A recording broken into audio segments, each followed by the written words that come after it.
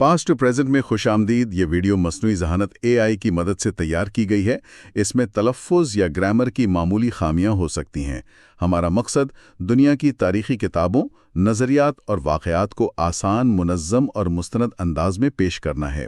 अगर आप इल्मी सफ़र के हमसफ़र बनना चाहते हैं तो चैनल को सब्सक्राइब करें। आज हम कैरन आर्मस्ट्रॉन्ग की बहुत मशहूर किताब द केस फॉर गॉड के तारुफ पर बात कर रहे हैं। ये किताब एक बहुत बुनियादी सवाल से शुरू होती है कि हजारों साल में खुदा का तस्वुर कैसे बदला, और क्या मजहब सिर्फ चंद अकीदों का नाम है या कुछ और। बिल्कुल। और आर्मस्ट्रॉन्ग हमें कहती हैं कि भाई जरा अपनी जानी पहचानी सोच को एक तरफ रखें और देखें कि माजी में लोग खुदा को, मजहब को कैसे समझते थे। हाँ, और ये ज़रूरी भी है। जी बिल्कुल ज़रूरी है, क्योंकि आर्मस्ट्रॉन्ग का जो असल मुकदमा है ना, वो यही है कि आजकल ख़ास तौर पे मगरिब में खुदा का तस्वुर मसला क्यों बन गया है। इसलिए कि हम उस तस्वुर की जो लंबी चौड़ी तारीख है ना, उसे भूल गए हैं। अच्छा। हमने खुदा को बस एक साइंसी हकीकत की तरह परखना शुरू कर दिया है, जबकि पुराने ज़माने में उसे समझने के तरीके बहुत अलग थे। ये किताब असल में उसी भूली हुई तारीख को दोबारा खोजने की कोशिश है। तो चले शुरू करते हैं ये सफ़र। सबसे पहली बात जो मुझे काफ़ी चौंकाने वाली लगी वो ये कि मुसन्निफ़ा कहती हैं कि मज़हब बुनियादी तौर पर अकायद यानी बिलीफ्स का मजमुआ नहीं है, बल्कि एक अमली निज़ाम-ओ-ज़ब्त है, प्रैक्टिकल डिसिप्लिन। जी ये बात आजकल तो बड़ी अजीब लगती है ना? क्योंकि हम तो मज़हब को बस नज़रियाती बहसों से जोड़ते हैं, ये मानो ये ना मानो। बिल्कुल, और यही उनका बुनियादी नुक्ता है। आर्मस्ट्रॉन्ग कहती हैं कि भाई जदीद दौर से पहले ज़्यादातर तहजीबों में मजहब का ताल्लुक करने से ज़्यादा था, सिर्फ मानने से नहीं। अच्छा, करने से? मिसाल के तौर पर? मिसाल के तौर पर, जैसे आप सिर्फ मौसीकी के उसूल पढ़कर अच्छे मौसीकार नहीं बन सकते, या आप तैराकी की किताब पढ़ लें तो तैरना तो नहीं आ जाएगा ना। सही। इसी तरह वो कहती हैं कि मजहबी सच्चाई या खुदा का जो तजुर्बा है वो सिर्फ बहस व मुबाहिसे से नहीं मिलता, वो मिलता है मजहबी काम करने से, यानी रसूमात अदा करना, इखलाकी ज़िंदगी गुजारना, मुराकबा करना, सहीफ़ों पर गौर करना। उन चीज़ों में जब आप मुसलसल लगे रहते हैं तो वो तजुर्बा पैदा होता है। ये एक तरह का हुनर है, नैक। यानी ये जिस्म और जहन की तरबियत से आता है, जैसे कोई कारीगर हो या फनकार। बिल्कुल, ये कोई नया आइडिया भी नहीं है। आर्मस्ट्रॉन्ग चीन के पुराने दानिश्वर जुआंगजे की मिसालें देती हैं। एक बढ़ई था, बियान नाम का, कमाल के पहिए बनाता था। अच्छा। तो बादशाह ने पूछा, भाई ये कैसे करते हो? उसने कहा, हुजूर मैं लफ्जों में नहीं बता सकता, ये एक एहसास है, मेरे हाथ में, मेरे वजूद में है। मुझे पता है कब नरम ज़र्ब लगानी है, कब सख्त। वाह। ये पढ़ाया नहीं जा सकता, ये करने से आता है। सही। एक और मिसाल एक कबड़े शख्स की है जो टिड्डे पकड़ने में माहिर था। उसने महीनों की मश्क से वो इर्तिकाज और खुद फरामोशी हासिल कर ली थी।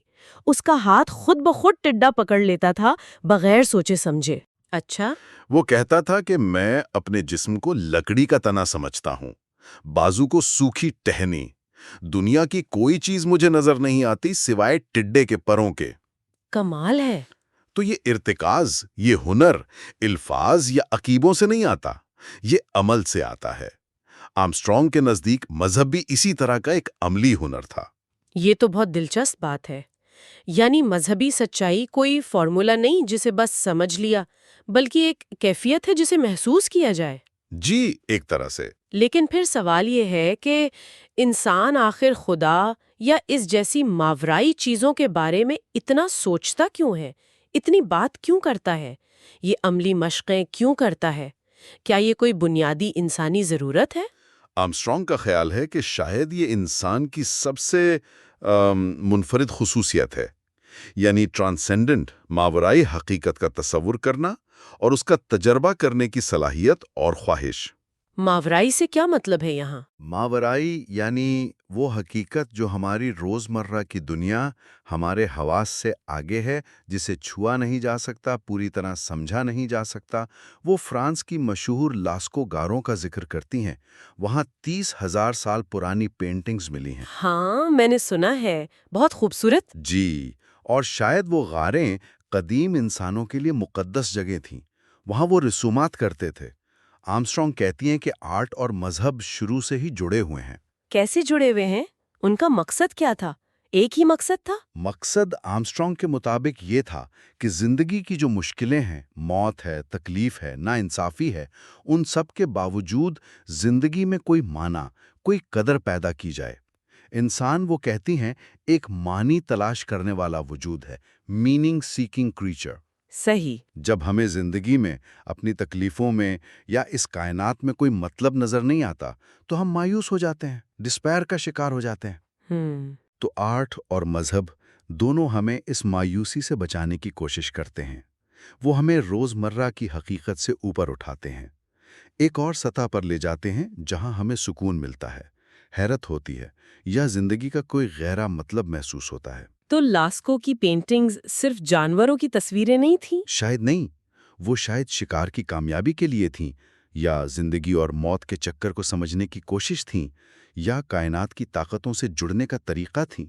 یہ سب معنی پیدا کرنے کی کوششیں تھیں۔ تو یہ معنی پیدا کرنے کی خواہش، یہی ہمیں خدا یا ماورائی تصورات کی طرف لے جاتی ہے۔ لیکن جب ہم قدیم لوگوں کے خدا کے بارے میں سوچتے ہیں تو کیا وہ آج کل کی طرح کا تصور تھا؟ مطلب ایک واحد خدا، کوئی شخصیت جو آسمان پر رہتا ہو، سپریم بینگ؟ نہیں، بالکل نہیں، اور یہ ایک بہت بڑی غلط فہمی ہے جسے آرمسٹرانگ دور کرنا چاہتی ہیں۔ ان کے مطابق قدیم دنیا میں ایک واحد شخصی اعلیٰ ترین ہستی کا تصور تھا ہی نہیں، تقریباً ناپید تھا۔ یہ خیال بہت بعد میں آیا، اور وہ بھی آہستہ آہستہ۔ قدیم لوگ جس چیز کو حتمی حقیقت یا مقدس طاقت سمجھتے تھے، وہ کوئی شخص نہیں تھا، کوئی ہستی نہیں تھی۔ تو پھر کیا تھا؟ وہ ایک غیر شخصی قوت تھی، امپرسنل، ایک توانائی تھی، یا کہہ لیں وجود، بینگ۔ آرمسٹرانگ یہاں جرمن فلسفی مارٹن ہائیڈگر کے وجود کے تصور کا حوالہ دیتی ہیں۔ اچھا۔ اسے یوں سمجھیں کہ ایک بنیادی حقیقت جو تمام چیزوں کے ہونے کا سبب ہے، جو ہر چیز میں موجود ہے لیکن خود کسی ایک چیز میں قید نہیں۔ وہ ہر چیز کو تھامے ہوئے ہے، لیکن اسے دیکھا، چھوا یا اس کا نام نہیں لیا جا سکتا۔ وہ مکمل طور پر ماورائی تھی، ٹرانسینڈنٹ۔ تو پھر وہ جو اتنے سارے دیوی دیوتاؤں کا ذکر ملتا ہے قدیم مذاہب میں، ان کا کیا تھا؟ وہ دیوتا جو تھے وہ اسی بنیادی غیر شخصی وجود یا روح کے مختلف مظہر سمجھے جاتے تھے، مختلف پہلو۔ وہ خود حتمی حقیقت نہیں تھے۔ اچھا۔ مثلاً کبھی ماریائی قبائل ایک نادیدہ غیر شخصی طاقت کو مانتے تھے جسے وہ روح یا منیا کہتے تھے، جو کائنات میں ہر جگہ تھی۔ ان کے دیوتا، جنہیں وہ دیوا یعنی چمکنے والے کہتے تھے، وہ اسی روح کے مختلف پہلو تھے، آگ، سورج، طوفان وغیرہ، مگر وہ خود مختار نہیں تھے۔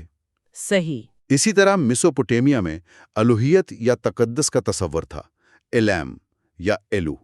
یہ ایک کیفیت تھی، ایک طاقت جو دیوتاؤں، بادشاہوں یا مقدس جگہوں سے جڑی ہو سکتی تھی، لیکن یہ خود دیوتاؤں سے بھی زیادہ بنیادی تھی، ان سے ماورا تھی۔ اچھا۔ یہاں تک کہ بنی اسرائیل کا جو شروع کا تصور ہے الوہیم کا، وہ بھی شاید اسی طرح کی ایک ماورائی طاقت کی طرف اشارہ کرتا تھا، نہ کہ بعد والے ایک واحد شخصی خدا کی طرف۔ اکثر تہذیبوں میں آپ دیکھیں گے کہ ایک خدائی اسمبلی کا تصور ہے، ڈیوائن اسمبلی، جہاں بہت سے دیوتا مل کر نظام چلاتے ہیں، کوئی ایک سپریم باس نہیں ہوتا۔ یہ تو واقعی بالکل مختلف تصویر ہے اس تصور سے جو آج عام ہے۔ یعنی خدا ایک کیا تھا، نہ کہ ایک کون۔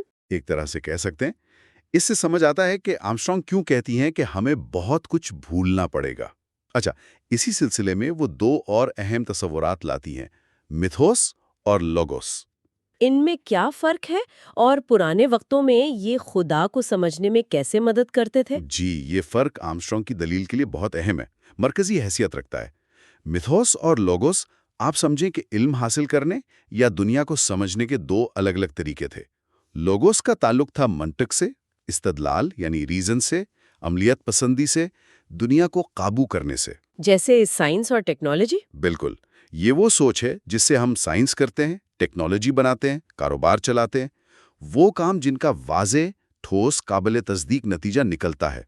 لوگوس ہمیں بتاتا ہے کہ چیزیں کیسے کام کرتی ہیں۔ ٹھیک ہے، اور مائتھوس؟ مائتھوس کا تعلق ان چیزوں سے تھا جن کا جواب لوگوس کے پاس نہیں تھا، یعنی زندگی کے گہرے معنی کیا ہیں، انسانی وجود کے راز کیا ہیں، کائنات کیسے بنی، مرنے کے بعد کیا ہوتا ہے، تکلیف کا مقصد کیا ہے؟ اچھا، بڑے سوالات۔ جی، مائتھوس ان سوالوں کا جواب دیتا تھا کہانیوں، تمثیلوں، رسومات اور خوابوں کی زبان میں۔ اس کا مقصد حقائق بیان کرنا نہیں تھا جیسے لوگوس کرتا ہے۔ اس کا مقصد تھا گہری سچائیاں یا بصیرتیں دینا جو ہماری زندگی کو معنی دیں۔ تو کیا مائتھوس کی کہانیاں سچی نہیں ہوتی تھی؟ وہ تاریخی یا سائنسی طور پر سچی ہونا ضروری نہیں تھیں، لیکن وہ سچ ہوتی تھیں کیونکہ وہ انسانی تجربے کے کسی گہری حقیقت کو ظاہر کرتی تھیں، بالکل جیسے آرٹ کا کوئی عظیم نمونہ سچ ہوتا ہے۔ صحیح۔ مائتھوس کو سمجھنے کے لیے آپ کو منطق سے نہیں پرکھنا ہوتا تھا، بلکہ ایک کھلے دل سے قبول کرنا پڑتا تھا اور اسے اپنے اندر اثر کرنے دینا ہوتا تھا۔ یہ آپ کو بتاتا تھا کہ زندگی کا مطلب کیا ہے۔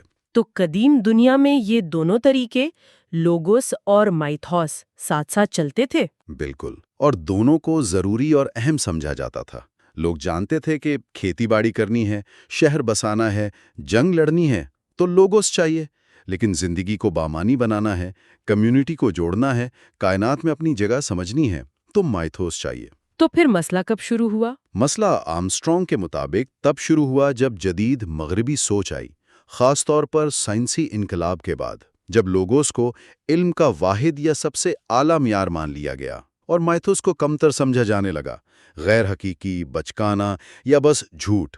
اچھا۔ اس سے ہوا یہ کہ مذہب جو بنیادی طور پر مائتھوس کے دائرے میں آتا تھا، اسے بھی لوگوس کے پیمانوں پر پرکھا جانے لگا، اور اسی وجہ سے بہت سی غلط فہمیاں پیدا ہوئیں، بہت سے تنازعات کھڑے ہوئے۔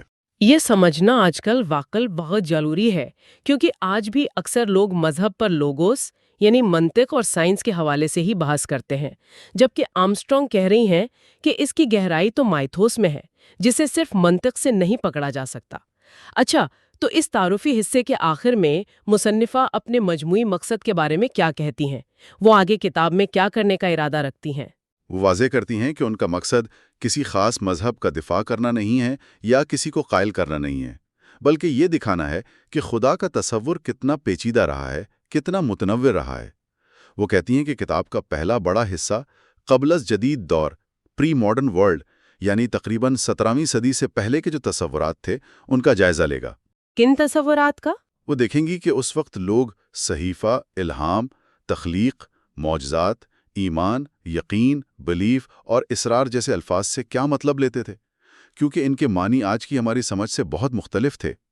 مقصد یہ ہے کہ ماضی کی اس سمجھ کو دوبارہ حاصل کیا جائے؟ جی، تاکہ ہم آج کل کے جو مسائل ہیں مذہب اور خدا کے بارے میں انہیں بہتر طور پر سمجھ سکیں۔ اور کتاب کے دوسرے حصے میں کیا ہوگا؟ دوسرے حصے میں وہ جدید خدا یعنی ماڈرن گاڈ کے ظہور کا تجزیہ کریں گے، یعنی وہ خدا کا تصور جو مغرب میں سائنسی انقلاب، روشن خیالی، انلائٹنمنٹ اور صنعتی دور کے بعد پروان چڑھا۔ یہ کون سا خدا ہے؟ یہ وہ خدا ہے جسے اکثر ایک قادر مطلق شخصی ہستی سمجھا جاتا ہے، جو کائنات کو باہر سے چلا رہا ہے اور جس کے وجود کو سائنسی یا منطقی دلیلوں سے ثابت یا رد کرنے کی کوشش کی جاتی ہے۔ آرمسٹرانگ خاص طور پر مسیحیت پر توجہ دیں گی، کیونکہ یہ روایت جدیدیت کے چیلنج سے سب سے زیادہ متاثر ہوئی۔ صحیح۔ اور بعد میں جو نیو ایتھیزم آیا، اس کے حملوں کا مرکزی ہدف بھی بنی۔ اور کیا کوئی خاص نقطہ ہے جس پر وہ بار بار زور دے رہی ہیں اس تعارف میں؟ ہاں، ایک بہت اہم نقطہ ہے، وہ ہے ایپوفیٹک۔ ایپوفیٹک؟ یہ کیا ہے؟ اس کا مطلب ہے خدا کے بارے میں جان بوجھ کر خاموشی اختیار کرنا، یہ ماننا کہ خدا انسانی تصورات، الفاظ اور سمجھ سے بالا تر ہے، بیونڈ ہیومن کمپریہنشن۔ وہ کہتی ہیں کہ یہ تصور کہ حتمی حقیقت کے بارے میں ہم جو کچھ بھی کہہ سکتے ہیں وہ ناکافی ہے، یہ جدیدیت سے پہلے تمام بڑے توحیدی مذاہب میں تھا، یہودیت، مسیحیت، اسلام، بلکہ ہندو مت اور بدھ مت جیسی غیر توحیدی روایات میں بھی یہ خیال بہت اہم تھا۔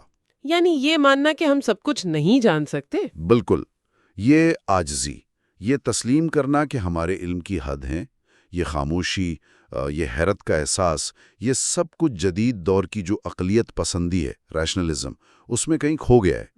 اور آرمسٹرانگ کے نزدیک اسی نقصان کی وجہ سے آج خدا کا تصور اتنا مشکل اور متنازع ہو گیا ہے۔ بہت خوب۔ تو اگر ہم آج کی اس گفتگو کا خلاصہ کریں، ہم نے کیرن آرمسٹرانگ کی کتاب دی کیس فار گاڈ کے تعارف کے کچھ بنیادی نکات دیکھے۔ پہلا، مذہب صرف عقیدہ نہیں بلکہ ایک عملی نظم و ضبط ہے جسے کرنے سے سمجھا جاتا ہے۔ جی۔ دوسرا، انسان ماورائی حقیقت کی تلاش اس لیے کرتا ہے کہ وہ معنی تلاش کرنے والا وجود ہے۔ بالکل۔ تیسرا، قدیم دنیا میں خدا کا تصور ایک غیر شخصی وجود یا روح کا تھا، نہ کہ ایک واحد سپریم بینگ کا۔ صحیح۔ چوتھا، میتھوس اور لوگوس علم کے دو مختلف مگر ضروری طریقے تھے، اور جدیدیت نے میتھوس کو نظر انداز کر کے ایک مسئلہ پیدا کیا۔ جی ہاں۔ اور آخر میں مصنفہ کا مقصد ماضی کی ان بھولی ہوئی حکمتوں کو، خاص طور پر خدا کی ماورائیت اور اس پر خاموشی کی اہمیت کو دوبارہ اجاگر کرنا ہے، تاکہ آج کے مسائل کو سمجھا جا سکے۔ بالکل درست خلاصہ ہے، اور شاید سب سے بڑا سبق اس میں یہ ہے کہ اگر ہم واقعی مذہب یا خدا کے تصور کو گہرائی میں سمجھنا چاہتے ہیں تو ہمیں پہلے اپنی بہت سی جو پہلے سے بنی ہوئی جدید رائے ہیں، جو تعصبات ہیں، انہیں ایک طرف رکھنا ہوگا، یعنی بہت کچھ بھولنا پڑے گا، ان لرن کرنا پڑے گا۔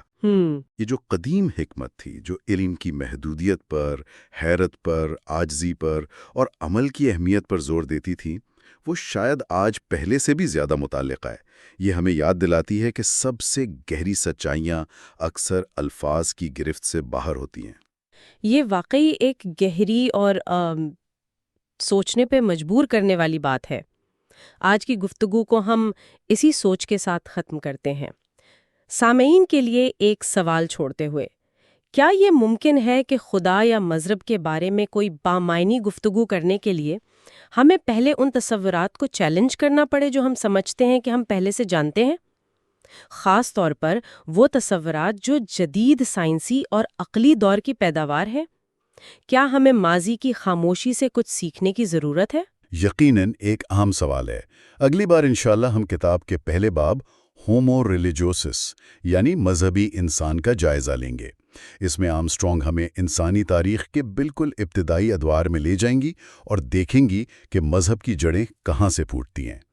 لاسکو غاروں اور قدیم ترین انسانی رسومات پر آج ہم کیرن آرمسٹرانگ کی ایک بہت اہم کتاب دی کیس فار گاڈ اس پر بات کرنے والے ہیں۔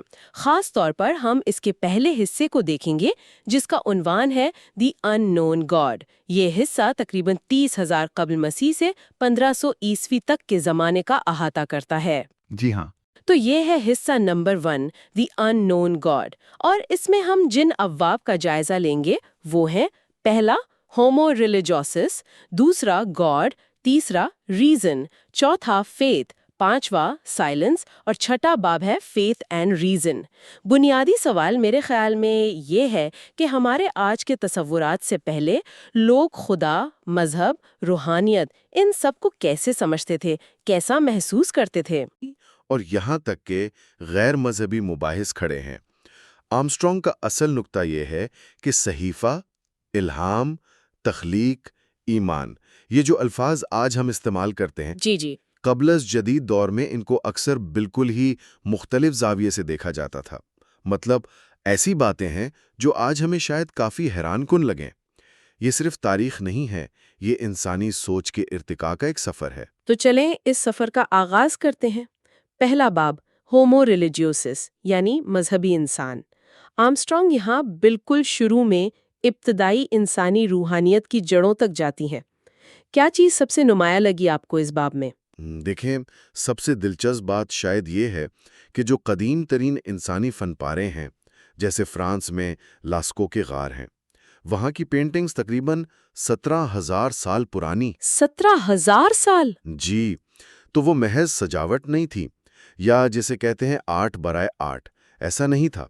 زیادہ امکان یہ ہے کہ وہ مذہبی رسومات کا حصہ تھیں، شاید شیمانی تجربات سے جڑی تھیں۔ اچھا۔ آپ سوچیں، غاروں کی گہرائی میں، اندھیرے میں یہ تصاویر بنانا، یہ ایک طرح سے کسی دوسری ایک مقدس حقیقت سے رابطہ کرنے کی کوشش لگتی ہے۔ یعنی آپ کہہ رہے ہیں کہ آرٹ اور مذہب شروع سے ہی جڑے ہوئے تھے؟ ان غاروں میں وہ تصاویر بھی تو ہے نا جہاں لوگ جانوروں کے لباس میں ناچ رہے ہیں، وہ بھی کسی رسم کی طرف اشارہ لگتا ہے۔ بالکل، اور افریقہ کے بشمن کی چٹانی پینٹنگز کا بھی ذکر آتا ہے۔ وہ کہتے تھے کہ یہ اس دنیا کے پیچھے کی دنیا کو دکھاتی ہیں۔ تو یہ صرف تصویریں نہیں تھیں، یہ تجربات تھے۔ اور قدیم مذاہب میں نا، عمل یعنی رسم و رواج وہ عقیدے سے زیادہ اہم تھا۔ جیسے جانوروں کی قربانی، جی یہ تقریباً ہر قدیم مذہب میں مرکزی حیثیت رکھتی تھی۔ جی تو یہ صرف دیوتا کو خوش کرنے کے لیے نہیں تھی، بلکہ یہ ایک طرح سے اس تلخ حقیقت کا اعتراف تھا کہ بھائی زندگی جو ہے وہ دوسرے کی موت پر قائم ہے۔ یہ کائنات کے ساتھ ایک طرح کی ہم آہنگی پیدا کرنے کی کوشش تھی۔ اور وہ جو انیشیشن سیریمنیز ہیں، شمولیتی تقریبات، ان کا بھی ذکر ہے۔ نوجوانوں کو بچپن سے جوانی میں داخل کرنے والی رسمیں، کیا وہ صرف سماجی تھیں؟ نہیں، وہ اس سے کہیں زیادہ گہری تھیں۔ وہ نفسیاتی تبدیلی کا باعث بنتی تھیں۔ ان میں اکثر موت کا سامنا کرنے جیسا تجربہ شامل ہوتا تھا، یا شدید مشکلات سے گزرنا۔ اچھا، اس سے ہوتا یہ تھا کہ نوجوان اپنے اندر چھپے ہوئے وسائل دریافت کرتے تھے، دنیا کو ایک نئے انداز سے دیکھنا سیکھتے تھے۔ ایک طرح سے مر کر دوبارہ زندہ ہونے جیسا عمل تھا۔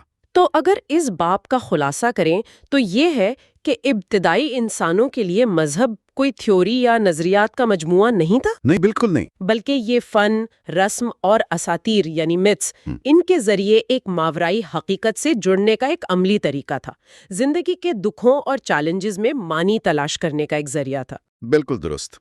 اور یہ ماورائیت کی تلاش صرف شکاریوں تک نہیں رہی۔ جب زراعت شروع ہوئی تو نئی رسومات آئیں، نئی کہانیاں بنیں جو زمین کی زرخیزی سے جڑی تھیں، لیکن وہ جو بنیادی خواہش تھی نا ماورائی حقیقت سے جڑنے کی، وہ ویسی ہی رہی۔ ٹھیک، یہ ہمیں دوسرے باب کی طرف لاتا ہے جس کا عنوان ہے گاڈ۔ آج کل جب ہم خدا کا لفظ سنتے ہیں تو ذہن میں ایک خاص تصور آتا ہے، ایک شخصیت کا۔ کیا قدیم زمانے میں بھی ایسے ہی تھا؟ نہیں، اور یہ ایک بہت ہی بنیادی فرق ہے۔ آرمسٹرانگ اس پر بہت زور دیتی ہیں کہ قدیم دنیا میں نا ایک واحد شخصی آسمانوں پر بیٹھے ہوئے سپریم بینگ کا تصور عام نہیں تھا۔ اچھا، ان کے خیال میں ایسی کوئی بھی ہستی تو محدود ہو جائے گی۔ اس کے بجائے وہ ایک ناقابل بیان غیر شخصی وجود یعنی بینگ یا ایک طاقت پہ یقین رکھتے تھے جو تمام موجودات میں ہر چیز میں جاری و ساری تھی۔ یہ وہ بنیادی حقیقت تھی جس سے ہر شے وجود پاتی تھی۔ یعنی خدا ایک شخص یا چیز نہیں بلکہ ہونا یا وجود بذات خود۔ یہ سمجھنا تھوڑا مشکل ہے، تو پھر وہ اس وجود سے رابطہ کیسے کرتے تھے؟ علامتوں کے ذریعے۔ چونکہ یہ وجود بیان سے باہر تھا تو کچھ چیزیں اس کی طاقت یا اس کی خصوصیات کی طرف اشارہ کرنے لگیں، جیسے پتھر اپنے استحکام کی وجہ سے، چاند کیونکہ وہ گھٹتا بڑھتا ہے، تجدید کی علامت ہے، آسمان اپنی وسعت اور ماورائیت کی وجہ سے۔ لوگ ان چیزوں کی پوجا نہیں کرتے تھے، یہ سمجھنا ضروری ہے، بلکہ یہ چیزیں اس بنیادی پراسرار حقیقت پر غور کرنے کا ایک ذریعہ تھیں، ایک فوکس پوائنٹ تھیں۔ کتاب میں قدیم آرین قبائل کا بھی ذکر ہے۔ وہ مانیا نامی ایک غیر مرئی قوت پر یقین رکھتے تھے، اور ان کے دیوا وہ محض اس قوت کے مظاہر تھے، خود مختار نہیں۔ جی بالکل۔ اور مشرق وسطیٰ میں بھی دیکھیں، میسوپوٹیمیا میں الام کا تصور تھا، ایک تابناک طاقت، یا ایلو جس کا مطلب تھا تقدس، چمک۔ یہ کسی خاص دیوتا سے بڑھ کر تھے۔ اور بنی اسرائیل کا جو لفظ ہے خدا کے لیے الوہیم، وہ بھی اسی ایلو سے نکلا ہے؟ ہاں بالکل۔ یہ سب اشارے ہیں کہ حتمی حقیقت کو ایک بہت وسیع، ناقابل گرفت قوت سمجھا جاتا تھا۔ اور تخلیقی کہانیاں، ان کا معاملہ بھی بہت دلچسپ ہے۔ وہ کیسے؟ انہیں آج کل کی طرح سائنسی یا تاریخی حقائق نہیں سمجھا جاتا تھا۔ ان کا مقصد تھا علاج معالجہ، یعنی تھیراپیوٹک۔ اچھا، علاج؟ جی، مطلب یہ کہ بحران کے وقت، مشکل کے وقت، کائنات کی وہ جو تخلیقی توانائی ہے اس سے دوبارہ جڑ کر خود کو سنبھالنا، ہمت پانا۔ اسی لیے ایک ہی ثقافت میں کئی تخلیق کی کہانیاں ہوتی تھیں، اور حالات بدلتے تو نئی کہانیاں بھی بنائی جا سکتی تھیں۔ وہ جو تصور ہے نا کچھ نہیں سے تخلیق کا، کریشن ایکس نہیں لو، جی، وہ قدیم دنیا میں نہیں تھا، وہ بعد میں آیا۔ ہندوستان کی وہ جو پروشا کی کہانی ہے کہ کائنات پہلے انسان کی قربانی سے وجود میں آئی، کیا یہ بھی علامتی ہے؟ بالکل علامتی ہے۔ یہ اس گہری سچائی کو بیان کرتی ہے کہ تخلیق کے لیے، کچھ نیا بنانے کے لیے اکثر خود کو مٹانا پڑتا ہے، قربانی دینی پڑتی ہے۔ اسی طرح ہندوستان کے رشیوں نے انسانی نفسیات کی گہرائیوں کو کھوجا، لاشعور کو دریافت کیا، لیکن جب وہ حتمی خودی یعنی آتمن تک پہنچے تو اسے بیان سے باہر پایا۔ تو اسے کیسے بیان کیا؟ صرف نفی میں، نیتی یعنی یہ نہیں، جو بھی آپ کہیں گے وہ اس سے بڑھ کر ہے۔ تو خدا کے بارے میں قدیم تصورات بہت زیادہ تجریدی تھے، علامتی، تجرباتی، کسی ایک متعین شخصیت کے بجائے۔ چلیں اب تیسرے باب کی طرف چلتے ہیں، ریزن یعنی عقل۔ قدیم یونان اور عقل کا ذکر آتا ہے ذہن میں، کیا وہاں عقل کا کردار مذہب سے ٹکراتا تھا؟ یہ تھوڑا پیچیدہ معاملہ ہے۔ دیکھیں، یونانی فلاسفر تھے، تھیلز، اینوکسیمینیز وغیرہ، جنہیں فزیکوئی کہا جاتا تھا۔ انہوں نے کوشش کی کہ کائنات کو اساطیر کے بجائے منطقی اصولوں سے سمجھیں۔ ایک بنیادی عنصر تلاش کرنے کی کوشش کی، پانی، ہوا، کچھ بھی جس سے سب کچھ بنا ہو۔ یہ ایک طرح سے سائنسی سوچ کی ابتدا تھی۔ ڈرامہ نگاروں کو لگتا تھا کہ یہ فلسفی کچھ زیادہ ہی آگے جا رہے ہیں۔ جی ہاں، کچھ لوگوں کو یہ فکر تھی کہ یہ کائنات کے سارے راز جان لینے کا دعویٰ کر رہے ہیں اور یہ تکبر ہے۔ ایسکلس جیسے ڈرامہ نگار تھے، انہوں نے کہا کہ اصل حکمت تو دکھ اور تجربے سے حاصل ہوتی ہے۔ پھر سقراط آئے، ان کا کردار بہت اہم ہے۔ سقراط نے کیا مختلف کیا؟ سقراط نے مروجہ عقائد اور علم کے دعووں پر سوال اٹھائے۔ ان کا وہ مشہور قول ہے نا، میں جانتا ہوں کہ میں کچھ نہیں جانتا۔ جی، یہ صرف عاجزی نہیں تھی، یہ اس بات کو سمجھنے کی کوشش تھی کہ اصل علم ہے کیا اور اسے کیسے حاصل کیا جائے۔ اور ان کا طریقہ، وہ مکالمہ، ڈائیلاگ یا جدلیات، ڈائلیکٹک، وہ صرف بحث نہیں تھی۔ نہیں، بالکل نہیں، وہ ذہن کو بدلنے کا ایک عمل تھا۔ مقصد یہ نہیں تھا کہ دوسرے کو غلط ثابت کر دو، بلکہ یہ تھا کہ مل کر سچائی کی تلاش کی جائے، اپنے محدود نقطہ نظر سے باہر نکلا جائے، جسے وہ ایکسٹاسس کہتے تھے۔ یہ ایک طرح کی روحانی مشق تھی۔ اور کتاب میں ایک اور اہم نقطہ اٹھایا گیا ہے کہ قدیم دور میں عقل یا ریزن کا مطلب صرف منطق یا ریشو نہیں تھا، اس کا ایک اور پہلو بھی تھا۔ جی ہاں، جسے لاطینی میں انٹلیکٹس کہتے ہیں یا سنسکرت میں بدھی۔ یہ صرف منطقی استدلال نہیں ہے، یہ ایک قسم کی اندرونی بصیرت ہے یا بدیہی فہم، انٹیوٹیو انڈرسٹینڈنگ، جو ذہن کو ماورائی حقائق کا ادراک کرنے کے قابل بناتی ہے۔ سینٹ آگسٹین نے اسے ایک اندرونی روشنی کہا تھا جو ہمیں سچ اور جھوٹ میں تمیز کرنے میں مدد دیتی ہے۔ تو عقل کے گویا دو پہلو تھے، ایک منطقی، دوسرا بدیہی یا روحانی۔ تو خلاصہ یہ کہ یونانیوں نے منطق کو تو بہت فروغ دیا، لیکن وہ عقل کی حدود کو بھی جانتے تھے اور اس کے اعلیٰ یا روحانی پہلوؤں کو بھی تسلیم کرتے تھے۔ یہ ہمیں چوتھے باب کی طرف لاتا ہے، فیتھ یعنی ایمان۔ آج کل تو ایمان کا مطلب اکثر ہوتا ہے کہ بس کسی بات پر یقین کر لو، کیا پہلے بھی یہی مطلب تھا؟ نہیں، اور یہ ایک اور بہت بڑا فرق ہے جس پر آرمسٹرانگ بہت زور دیتی ہیں۔ قبل از جدید دور میں ایمان بنیادی طور پر ذہنی رضامندی یعنی انٹلیکچوئل اسینٹ نہیں تھا۔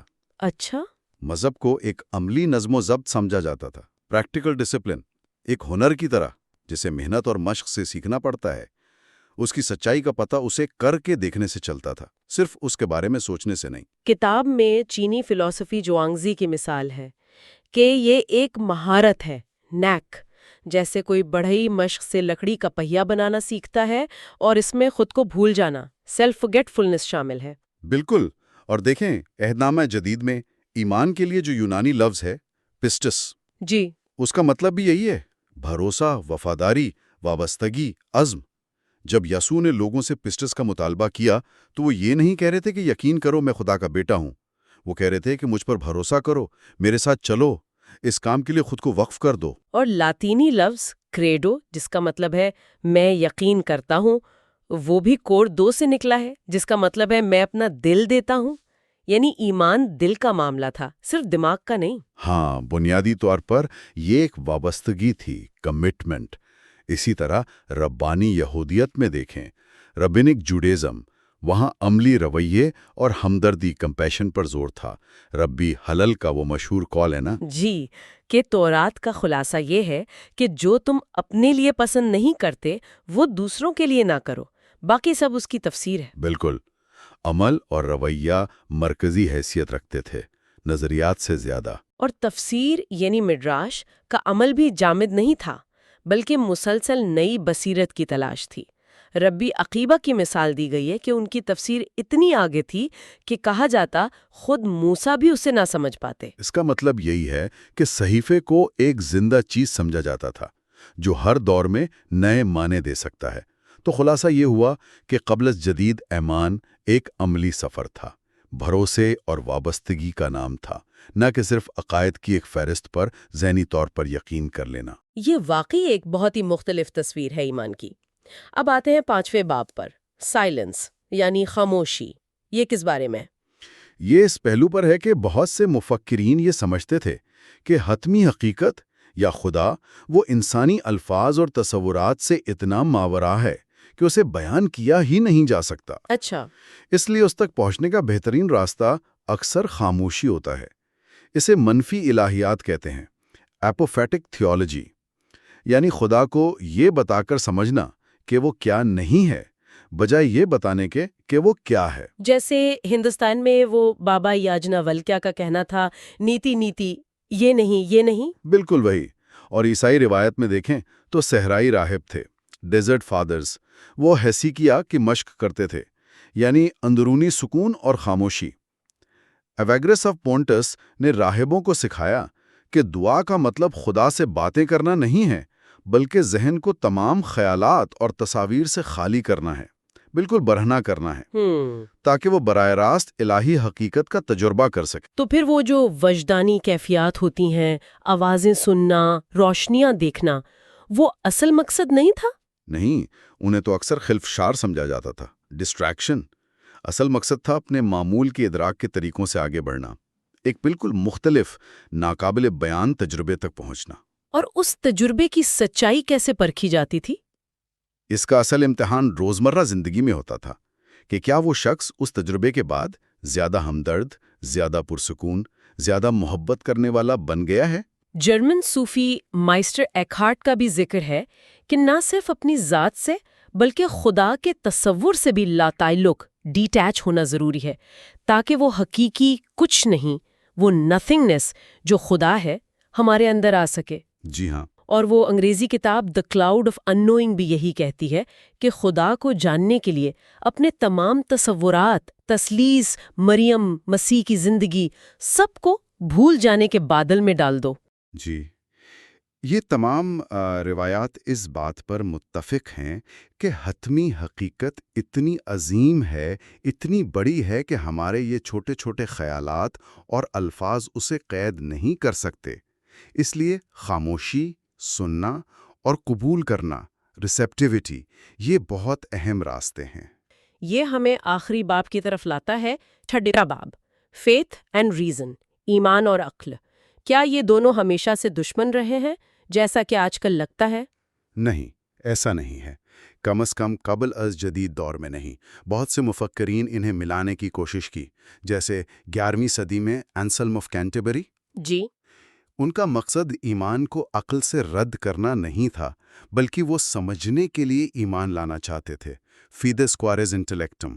ان کا وہ مشہور وجودیاتی استدلال ہے نا، ontological argument، ہاں سنا ہے۔ وہ بھی دراصل خدا کے وجود کا کوئی منطقی ثبوت پیش کرنے کی جدید کوشش نہیں تھی، وہ ایک قسم کا مراقبہ تھا، افلاطونی سوچ پر مبنی، کہ خدا کا تصور ہی ایسا ہے کہ اس کا وجود لازم ہے۔ اور مسلم دنیا میں فلسفہ نے بھی یہی کوشش کی کہ یونانی عقلیت کو اسلامی عقائد سے ہم آہنگ کیا جائے، ابن سینا وغیرہ۔ جی ہاں، ابن سینا جیسے فلسفہ نے منطق پر بہت زور دیا، ایک منطقی خدا کا تصور پیش کیا۔ لیکن پھر امام غزالی آئے۔ انہوں نے کیا کیا؟ امام غزالی نے خالص عقلیت پسندگی پر بہت سخت تنقید کی۔ انہوں نے کہا کہ فلسفہ جو ہے وہ دل کو اطمینان نہیں دے سکتا۔ ان کے نزدیک الہیات کو روحانیت یعنی تصوف، صوفزم کے ساتھ جوڑنا لازمی ہے۔ یعنی صرف منطق کافی نہیں؟ بالکل، ان کے مطابق اعلیٰ حقیقت تک رسائی کے لیے بدیہی اور روحانی تجربہ، جسے وہ ذوق کہتے تھے، اس کی بھی ضرورت ہے، صرف کتابی علم یا منطق کافی نہیں۔ 13ویں صدی کے بوناوینچر نے بھی the journey of the mind to God میں یہی دکھایا کہ تمام علوم، سائنس، آرٹ، منطق، یہ سب خدا تک پہنچنے کے سفر کا حصہ بن سکتے ہیں۔ جی، لیکن ان کے نزدیک بھی یہ سفر آخرکار تمام تصورات کو ترک کر کے ایک خاموش، منفی، اپوفیٹک تجربے پر ہی ختم ہوتا ہے۔ مگر پھر کتاب کہتی ہے کہ ایک تبدیلی آئی جان ڈنس کوٹس کے ساتھ۔ ہاں، یہ ایک اہم موڑ تھا۔ جان ڈنس کوٹس، جو 13ویں صدی کے آخر میں تھے، انہوں نے یہ نظریہ پیش کیا کہ لفظ وجود، ایگزسٹنس، خدا اور مخلوق دونوں کے لیے ایک ہی معنی رکھتا ہے۔ یونیووکل ہے۔ اس سے پہلے کیا سمجھا جاتا تھا؟ اس سے پہلے مثلاً تھامس ایکینس کا خیال تھا کہ یہ لفظ صرف مماثلتی طور پر اینالوجیکل استعمال ہو سکتا ہے، یعنی خدا کا وجود مخلوق کے وجود جیسا نہیں ہے، صرف کچھ مشابہت ہے۔ تو اسکوٹس کی بات سے کیا فرق پڑا؟ دیکھیے، اسکوٹس اور پھر بعد میں ولیم آف اوکھم کے ان تجریدی مباحث نے آہستہ آہستہ الہیات کو روحانیت اور عملی تجربے سے الگ کرنا شروع کر دیا۔ الہیات ایک زیادہ علمی، زیادہ منطقی، زیادہ فلسفیانہ مشق بن گئی اور روحانیت ایک الگ راستہ بن گئی۔ آرمسٹرانگ سمجھتی ہیں کہ یہ جو تقسیم پیدا ہوئی، یہ جدید دور میں ایمان اور عقل کے درمیان جو خلیج بڑھتی گئی، اس کی بنیاد بنی۔ تو ابل ہم اس پورے حصے دی اننون گاڈ کا خلاصہ کریں تو یہ ہوا کہ 1500 عیسوی تک خدا، ایمان، عقل، مذہب، ان سب کے تصورات ہمارے آج کے تصورات سے بہت مختلف تھے۔ جی، بہت مختلف۔ ان میں عملی مشق پر زور تھا، ذاتی وابستگی پر، علامتی اور اساطیری سوچ پر، اور اس بات کا گہرا احساس تھا کہ حتمی سچائی جو ہے وہ انسانی فہم و بیان سے بالاتر ہے، جس کے لیے خاموشی اور احترام ضروری ہے۔ بالکل، یہ تصورات زیادہ تجرباتی تھے، زیادہ مربوط تھے، شاید زیادہ لچکدار بھی۔ اور یہ سمجھنا اس لیے ضروری ہے کیونکہ جب ہم اگلے حصے میں جدید دور پر آئیں گے تو ہم دیکھیں گے کہ سائنسی انقلاب، روشن خیالی، عقلیت پسندی، ان سب نے ان قدیم تصورات کو کیسے چیلنج کیا اور کیسے بدلا۔ یہ واقعی ایک بہت ہی سوچنے پر مجبور کرنے والا جائزہ ہے۔ ایسا لگتا ہے کہ ہم نے ماضی کی دانائی کا کوئی اہم حصہ یا تو کھو دیا ہے یا کم از کم اسے سمجھنے کا طریقہ بدل دیا ہے۔ شاید ایسا ہی ہے، یا شاید وہ پرانے طریقے آج بھی کسی نہ کسی شکل میں متعلقہ ہو سکتے ہیں، خاص طور پر آج کی دنیا میں جہاں لوگ پھر سے معنی اور روحانیت کی تلاش میں نظر آتے ہیں۔ بالکل، تو اگلے جائزے میں ہم حصہ دوئم کی جانب بڑھیں گے، ماڈرن گاڈ۔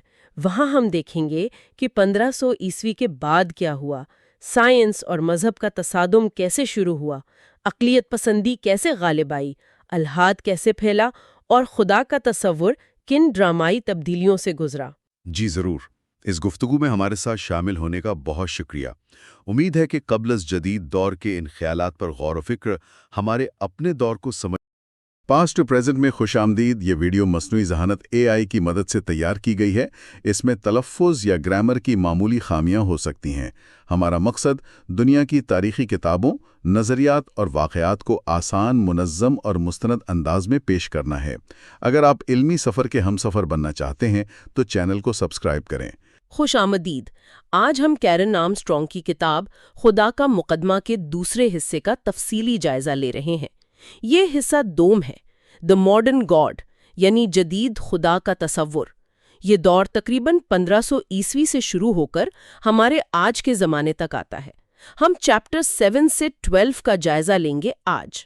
جی بالکل، اور یہ وہ دور ہے جب مغرب میں خدا کے بارے میں سوچنے کے انداز میں آپ کہہ لیں ایک بڑی تبدیلی آئی۔ بڑی تبدیلی کس طرح کی؟ دیکھیں، سائنسی انقلاب آیا، پھر روشن خیالی کا فلسفہ، اور الحاد بھی ایک منظم فکر کے طور پر ابھرا۔ ان سب چیزوں نے جو روایتی مذہبی ڈھانچہ تھا اسے چیلنج کیا، اور آرمسٹرانگ یہی دکھاتی ہیں کہ یہ کوئی سیدھا سادہ راستہ نہیں تھا، بہت کشمکش تھی، نئے خیالات تھے، یعنی کافی اتار چڑھاؤ والا دور رہا ہوگا۔ تو آج ہم کن خاص نکات پر بات کریں گے؟ ہم چیپٹر 7 سے 12 تک جائیں گے۔ اچھا، پہلے دیکھیں گے سائنس اور مذہب کا رشتہ، چیپٹر 7، پھر ایک سائنسی مذہب بنانے کی کوشش، چیپٹر 8۔ سائنسی مذہب دلچسپ لگتا ہے۔ جی، پھر روشن خیالی کے اثرات، چیپٹر 9، جدید الحاد کا ابھرنا، چیپٹر 10، اور پھر ایک بہت اہم تصور لا علمیت یا ان نوئنگ کا، چیپٹر 11۔ لا علمیت یعنی یہ ماننا کہ ہم سب کچھ نہیں جان سکتے۔ بالکل، اور آخر میں وہ مشہور سوال نیچے کا، کیا خدا مر گیا ہے، چیپٹر 12۔ ٹھیک ہے، تو چلیں چیپٹر 7 سے شروع کرتے ہیں، سائنس اور مذہب۔ 16ویں-17ویں صدی میں کیا ہو رہا تھا؟ یہ سائنس کے عروج کا بالکل ابتدائی دور تھا۔ کوپرنیکس، گیلیلیو، کیپلر، نیوٹن، یہ بڑے نام سامنے آئے۔ جی ہاں، انہوں نے کائنات کو ایک مشینی نظام کے طور پر دیکھنا شروع کیا، مطلب جیسے کوئی مشین ہو جو قدرتی قانونوں پر چل رہی ہو۔ یہ تو پرانے خیالات سے بہت مختلف ہوگا۔ ارسطو وغیرہ سے؟ بہت مختلف۔ پہلے ہر چیز کا ایک مقصد سمجھا جاتا تھا، اب اسے قوانین کے تحت چلنے والا نظام مانا جانے لگا، اور گیلیلیو نے خاص طور پر کہا کہ بھئی سائنس اور مذہب دو الگ الگ چیزیں ہیں۔ الگ الگ دائرے؟ جی، ان کے مطابق بائبل یہ نہیں بتاتی کہ آسمان کیسے چلتے ہیں، وہ یہ بتاتی ہے کہ آسمان تک پہنچنا کیسے ہے۔ یعنی سائنس بتائے کیسے اور مذہب بتائے کیوں، یہ بات تھی؟ کچھ ایسا ہی، لیکن یہ علیحدگی اتنی آسان نہیں تھی۔ اچھا، کیوں؟ کیا یہ سائنسدان خود ملحد تھے؟ آرمسٹرانگ کیا کہتی ہیں؟ نہیں، بالکل نہیں، یہی دلچسپ بات ہے۔ نیوٹن مثال کے طور پر وہ تو خدا کو ایک بہت بڑا ریاضی دان اور ڈیزائنر مانتے تھے۔ ڈیزائنر؟ جی، وہ سمجھتے تھے کہ کشش ثقل یعنی گریوٹی سیاروں کو گھما تو سکتی ہے، لیکن انہیں اتنے منظم مداروں میں رکھنا، وہ کہتے تھے یہ صرف خدا ہی کر سکتا ہے۔ یعنی خدا ایک فرسٹ کاز اور ایک ذہین ہستی۔ بالکل، لیکن مصنفہ یہ بھی کہتی ہیں کہ اس نئے مشینی تصور نے کچھ لوگوں کو بے چینی بھی کیا۔ بے چینی کس طرح کی؟ جیسے شاعر جان ڈن نے لکھا کہ یہ جو نیا فلسفہ ہے یہ تو ہر چیز پر شک پیدا کر رہا ہے، وہ جو پرانا ہم آہنگ تصور تھا کائنات کا وہ ٹوٹ رہا ہے۔ سمجھ گیا، تو کائنات ایک مشین بن گئی اور خدا اس کا ڈیزائنر یا چلانے والا؟ شاید یہیں سے چیپٹر 8 کا موضوع نکلتا ہے، سائنسی مذہب۔ جی، آپ نے صحیح پکڑا۔ اس کا کیا مطلب ہے؟ کیا مذہب کو بھی سائنس جیسا بنانے کی کوشش ہوئی؟ ہاں، ایک طرح سے یہی ہوا۔ مصنفہ کہتی ہیں کہ سائنس اتنی کامیاب ہو رہی تھی کہ کچھ مفکر جیسے جان لاک کہنے لگے کہ خدا کو ماننے کے لیے وحی یا معجزے ضروری نہیں۔ تو پھر کیا ضروری تھا؟ ان کے مطابق صرف عقل اور فطرت کا مشاہدہ کافی ہے۔ لاک نے کہا کہ ہم خدا کی صفات جیسے علم، طاقت، ان کو لامحدود کے تصور سے جوڑ کر سمجھ سکتے ہیں۔ اچھا، یہ تو روایتی الہیات سے کافی مختلف لگتا ہے۔ وہ تو کہتی تھیں کہ خدا انسانی سمجھ سے باہر ہے۔ بالکل، وہ اپوفیٹک روایت تھی، یعنی خدا کو نفی کے ذریعے سمجھنا کہ وہ کیا نہیں ہے۔ لاک کا طریقہ کیٹافیٹک تھا، یعنی اس بات کے ذریعے۔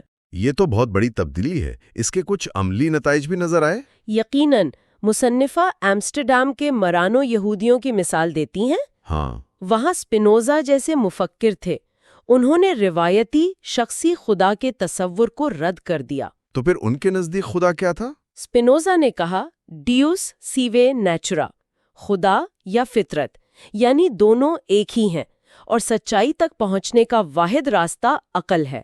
روایتی رسومات ان کے لیے بے معنی تھی۔ اور یورپ میں ڈیزم کا بھی ذکر ہے، وہ کیا تھا؟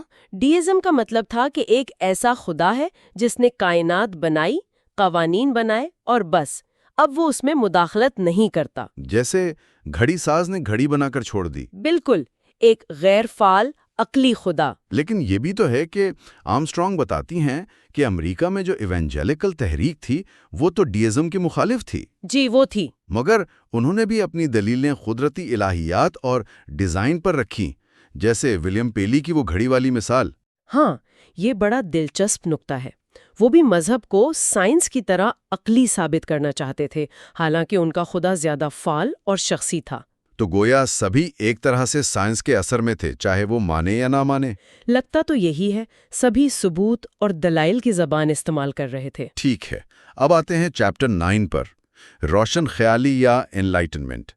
یہاں تو عقل کا راج تھا، ہے نا؟ جی ہاں، روشن خیالی کا بنیادی زور ہی عقل، تنقیدی سوچ، انفرادی آزادی اور روایات پر سوال اٹھانے پر تھا۔ چرچ اور ریاست، سب کے اختیارات کو چیلنج کیا گیا۔ بالکل، لیکن مصنفہ یہ بھی واضح کرتی ہیں کہ روشن خیالی کوئی ایک جیسی تحلیق نہیں تھی۔ اچھا، جیسے روسو تھے، وہ خالص عقلیت پسندی پر تنقید کرتے تھے، کہتے تھے کہ سائنس نے ہمیں فطرت اور جذبات سے دور کر دیا ہے۔ تو روسو کیا کہتے تھے؟ انہوں نے دل کی سننے پر زور دیا، اور ان کے نزدیک دل صرف جذبات نہیں تھا بلکہ ایک گہری اندرونی آگاہی تھی جو خاموشی میں محسوس ہوتی ہے۔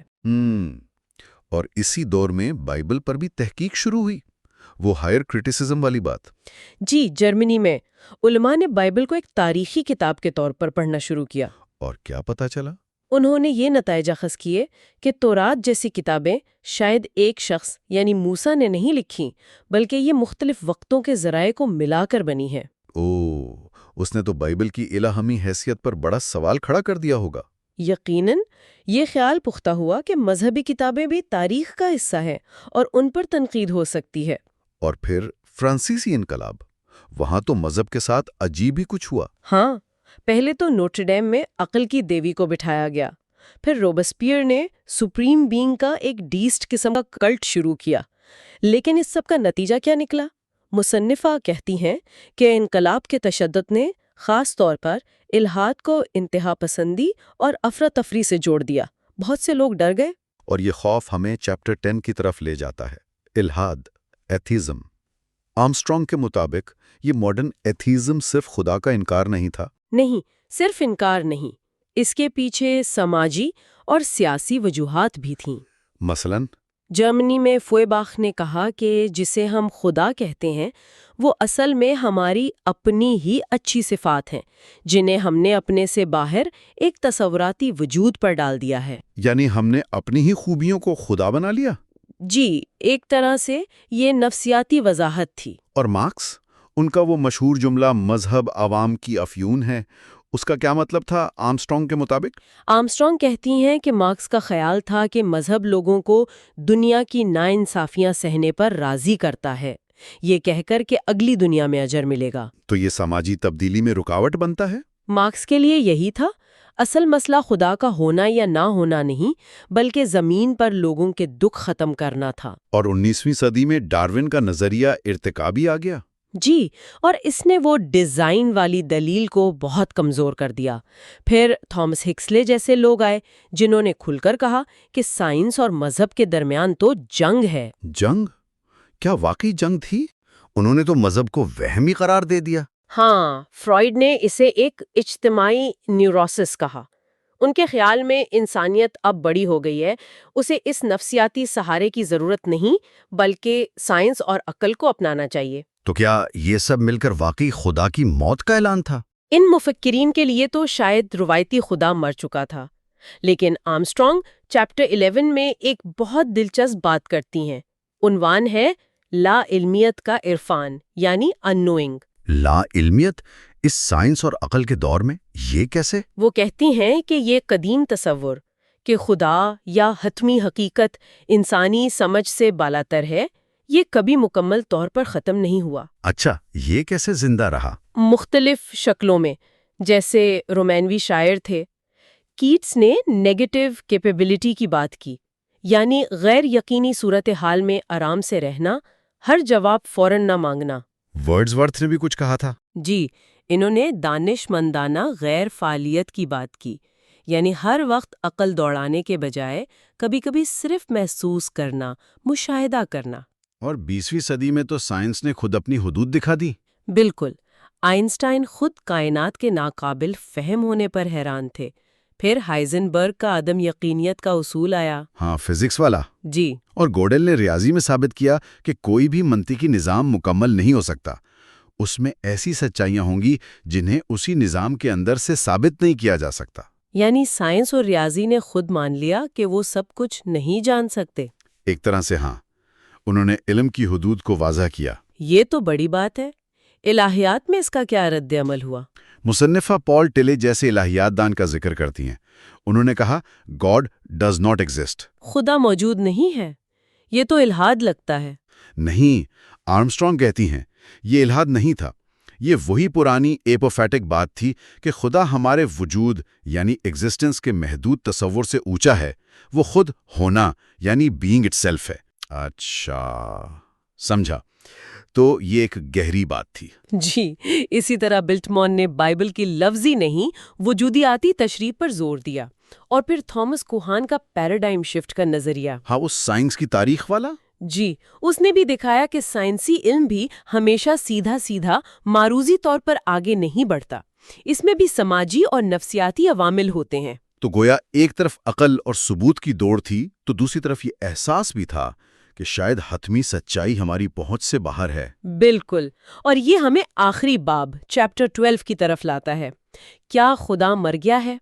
نیچے کا وہ مشہور جملہ۔ ہاں، اس کا کیا مطلب تھا آخر؟ آرمسٹرانگ کہتی ہیں نیچے کا مطلب یہ نہیں تھا کہ کوئی آسمانی ہستی فوت ہو گئی ہے۔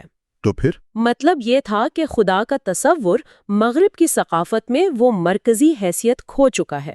وہ اب لوگوں کے لیے ایک زندہ حقیقت نہیں رہا جس پر وہ اپنی اقدار کی بنیاد رکھ سکیں. اور اس موت کے نتائج آرمسٹرانگ اسے 20ویں صدی کے واقعات سے جوڑتی ہیں، خاص طور پر ہولوکاسٹ سے. جی، وہ کہتی ہیں کہ ہولوکاسٹ کو صرف پرانے مذہبی تعصب پر نہیں ڈال سکتے. تو پھر کس پر؟ یہ جدید سیکولر نظریات کا بھیانک نتیجہ تھا. سائنسی نسل پرستی، قوم پرستی کی انتہا جسے وہ بت پرستی کہتی ہیں، جدید ٹیکنالوجی، بیوروکریسی، ان سب نے مل کر یہ تباہی مچائی. یہ ایک ایسی دنیا تھی جہاں انسان کی حرمت ختم ہو گئی. بالکل. گویا نیٹشے کی خدا کی موت عملی طور پر نظر آ گئی. یہ دکھاتا تھا کہ جب وہ پرانی اخلاقی بنیادیں ہٹ جائیں تو کیا ہو سکتا ہے. یہ تو بہت سنگین تصویر ہے. تو کیا اس موت کے بعد لوگوں نے کوئی نیا مطلب تلاش کرنے کی کوشش کی؟ کیمو کا وہ کردار سیسیفس. جی، سیسیفس، جو بے معنی طور پر ایک پتھر کو بار بار پہاڑ پر چڑھاتا ہے. کیمو کے لیے وہ جدید انسان ہے جو خدا کے بغیر اس کائنات میں اپنی جد و جہد میں ہی کوئی معنی ڈھونڈنے کی کوشش کرتا ہے. اور آخر میں کہتا ہے سب ٹھیک ہے. ہاں، یعنی بے معنویت کو قبول کر کے اسی میں جینے کی کوشش کرنا. اور آج کل جو بنیاد پرستی نظر آتی ہے مختلف مذاہب میں، آرمسٹرانگ اسے کیسے دیکھتی ہیں؟ وہ کہتی ہیں کہ یہ اکثر جدید سیکولرزم کے خلاف ایک دفاعی رد عمل ہوتا ہے، ایک خوف کی پیداوار. لیکن کیا یہ پرانی روایت کی واپسی ہے؟ آرمسٹرانگ کہتی ہیں نہیں، اکثر نہیں. اس دفعہ میں یہ بنیاد پرست تحریکیں اپنے ہی مذہب کی جو گہری، پیچیدہ، روادار روایات ہوتی ہیں انہیں چھوڑ دیتی ہیں اور مذہب کو ایک سادہ، سخت اور بعض اوقات جارحانہ نظریے میں بدل دیتی ہیں. یہ خود جدیدیت کی ہی ایک شکل ہے. اور آخر میں وہ نئے مولدین جیسے ڈاکنز اور ہیرس ان پر بھی تنقید کرتی ہیں. جی، وہ کہتی ہیں کہ ان کا یہ کہنا کہ دنیا کے سارے مسئلے مذہب کی وجہ سے ہیں، یہ تاریخ کو بہت زیادہ سادہ بنانا ہے. اور وہ سائنس اور مذہب کی جنگ والی بات؟ ہاں، وہ اسی پرانے جنگ والے بیانیے کو دہرا رہے ہیں جو تاریخ اور سائنس دونوں کی پیچیدگی کو نظر انداز کرتا ہے. آرمسٹرانگ کے مطابق وہ روشن خیالی کی رواداری کو بھی نقصان پہنچا رہے ہیں اور خود بھی ایک طرح کے غیر لچکدار رویے کا مظاہرہ کرتے ہیں.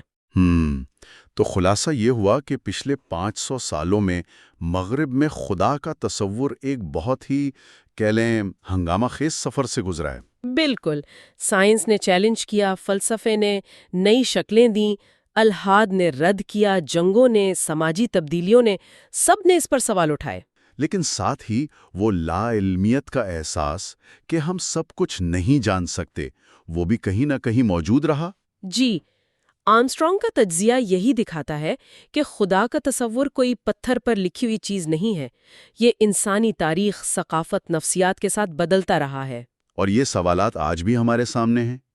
کیا سائنسی آخری جواب ہے؟ کیا انسانی تجربے کے کچھ ایسے پہلو ہیں جو صرف عقل سے نہیں سمجھے جا سکتے؟ اور یہ کہ جدید دنیا میں مذہب کا کیا کردار ہو سکتا ہے، اگر کوئی ہو سکتا ہے تو؟ واقعی یہ بہت گہرے سوالات ہیں جن پر سوچنا چاہیے. کیرن آرمسٹرانگ کی کتاب ہمیں مجبور کرتی ہے کہ ہم ان مسائل کی پیچیدگی کو سمجھیں. اگلے اور آخری حصے میں ہم آرمسٹرانگ کے ختمی نتیجے پر بات کریں گے جہاں وہ ایمان، عقل اور خاموشی یعنی فیتھ، ریزن اور سائلنس پر آتی ہیں. جی، وہ دلیل دیتی ہیں کہ مذہب اپنی بہترین شکل میں صرف ماننے کی چیز نہیں بلکہ ایک عملی مشق ہے، ایک نظم ضبط ہے جس کے لیے محنت، مشق اور خاموشی کی ضرورت ہے. ہاں، عاجزی اور خاموشی کی. یہ جاننے کے لیے کہ مصنفہ اس عملی اور خاموش معرفت کے فلسفے کو کیسے پیش کرتی ہیں، آج ہم ایک بہت ہی آپ کہہ لیں دلچسپ موضوع پر بات کرنے والے ہیں. یہ کیرن آرمسٹرانگ کی کتاب دی کیس فار گاڈ کے ایک خاص حصے پر مبنی ہے. یہ ہے حصہ نمبر 4، ایمان، عقل اور خاموشی. جی بالکل. اور یہ موضوع آج کل کے حوالے سے بہت اہم بھی لگتا ہے نا؟ کیونکہ ہم اکثر دیکھتے ہیں کہ ایمان اور عقل کو ایک دوسرے کی ضد سمجھا جاتا ہے. ہاں بالکل، یہی تو بات ہے. تو آج ہم اسی پیچیدہ تعلق کو ذرا سمجھنے کی کوشش کریں گے. آرمسٹرانگ ہمیں ایک طرح سے چیلنج کر رہی ہیں کہ ہم ان تصورات کو شاید بالکل نئے زاویے سے دیکھیں. کیا ایمان واقعی صرف کچھ باتوں پر آنکھ بند کر کے یقین کر لینے کا نام ہے؟ اور یہ جو ہماری عقل ہے جسے ہم اتنی اہمیت دیتے ہیں، کیا یہ ہر چیز سمجھنے کے لیے کافی ہے؟ ایک بڑا سوال ہے۔ اور پھر خاموشی، کیا وہ صرف آواز کا نہ ہونا ہے یا اس کا کوئی بہت گہرا مطلب بھی ہے؟ تو آج کی گفتگو میں ہم ان سوالات کی تہہ تک جانے کی کوشش کریں گے۔ یقیناً آرمسٹرانگ کا جو نقطہ نظر ہے وہ ہمیں مجبور کرتا ہے کہ ہم اپنے پہلے سے جو سوچ بنی ہوئی ہے نا اس کو تھوڑا سا ایک طرف رکھ کر دیکھیں کہ شاید تاریخ میں لوگوں نے ان چیزوں کو بہت مختلف طریقے سے سمجھا تھا اور برتا بھی تھا۔ تو آئیے پہلے نقطے سے شروع کرتے ہیں، ایمان بطور عمل اور تربیت۔ آرمسٹرانگ کہتی ہیں کہ قدیم زمانے میں مذہب صرف نظریات پر یقین کرنے کا نام نہیں تھا، جی بلکہ یہ ایک عملی چیز تھی، ایک ہنر جسے سیکھنا پڑتا تھا۔ یوں سمجھیں جیسے کوئی اسکیٹر برف پر پھسلنا سیکھتا ہے۔ اسے شاید نیوٹن کے قوانین حرکت تفصیل سے نہ پتہ ہوں، لیکن وہ مشق سے، بار بار کرنے سے توازن رکھنا اور حرکت کرنا سیکھ جاتا ہے۔ بالکل۔ یا پھر وہ زوانگزی کی کہانی ہے نا، بڑے والی، جی جو پہیے بنانے میں اتنا ماہر تھا کہ وہ کہتا تھا یہ گر ہے۔ جی ہاں، نیک۔ ہاں، نیک، یہ وہ الفاظ میں بتا نہیں سکتا، یہ بس ہاتھ کی مشق سے آتا ہے۔ جی ہاں، اور یہ گر یا نیک جو ہے یہ صرف ذہنی طور پر کسی بات کو مان لینے سے نہیں آتا، یہ بہت اہم نقطہ ہے۔ اس عملی نقطہ نظر میں سچائی کا احساس، یا شاید یہ کہنا بہتر ہوگا کہ حقیقت سے جڑنے کا جو تجربہ ہے وہ عمل کے ذریعے ہوتا ہے۔ عمل کے ذریعے؟ جی، یعنی مذہبی رسومات، اخلاقی طرز زندگی اور جو روحانی مشقیں ہیں یہ کوئی آسان کام نہیں ہے۔ اس کے لیے مستقل مزاجی چاہیے، محنت چاہیے اور ایک خاص قسم کا نظم و ضبط بھی چاہیے۔ یہ آج کل کا جو عقیدہ یا بلیف کا تصور ہے اس سے بہت مختلف ہے۔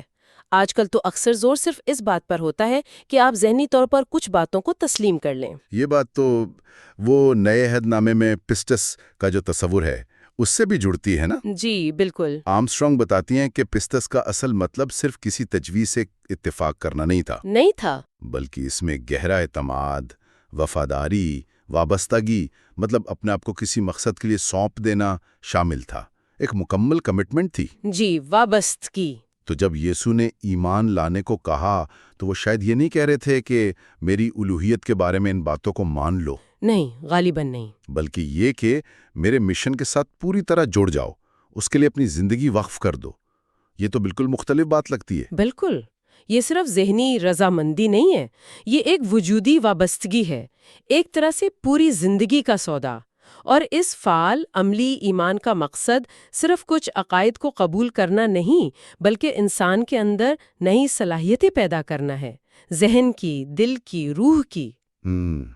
یہ ایک تبدیلی کا عمل ہے جو انسان کو ہونے یعنی بینگ کے گہرے احساس کی طرف لے جاتا ہے، جیسا کہ آرمسٹرانگ مارٹن ہائیڈگر کا حوالہ دیتے ہوئے کہتی ہیں۔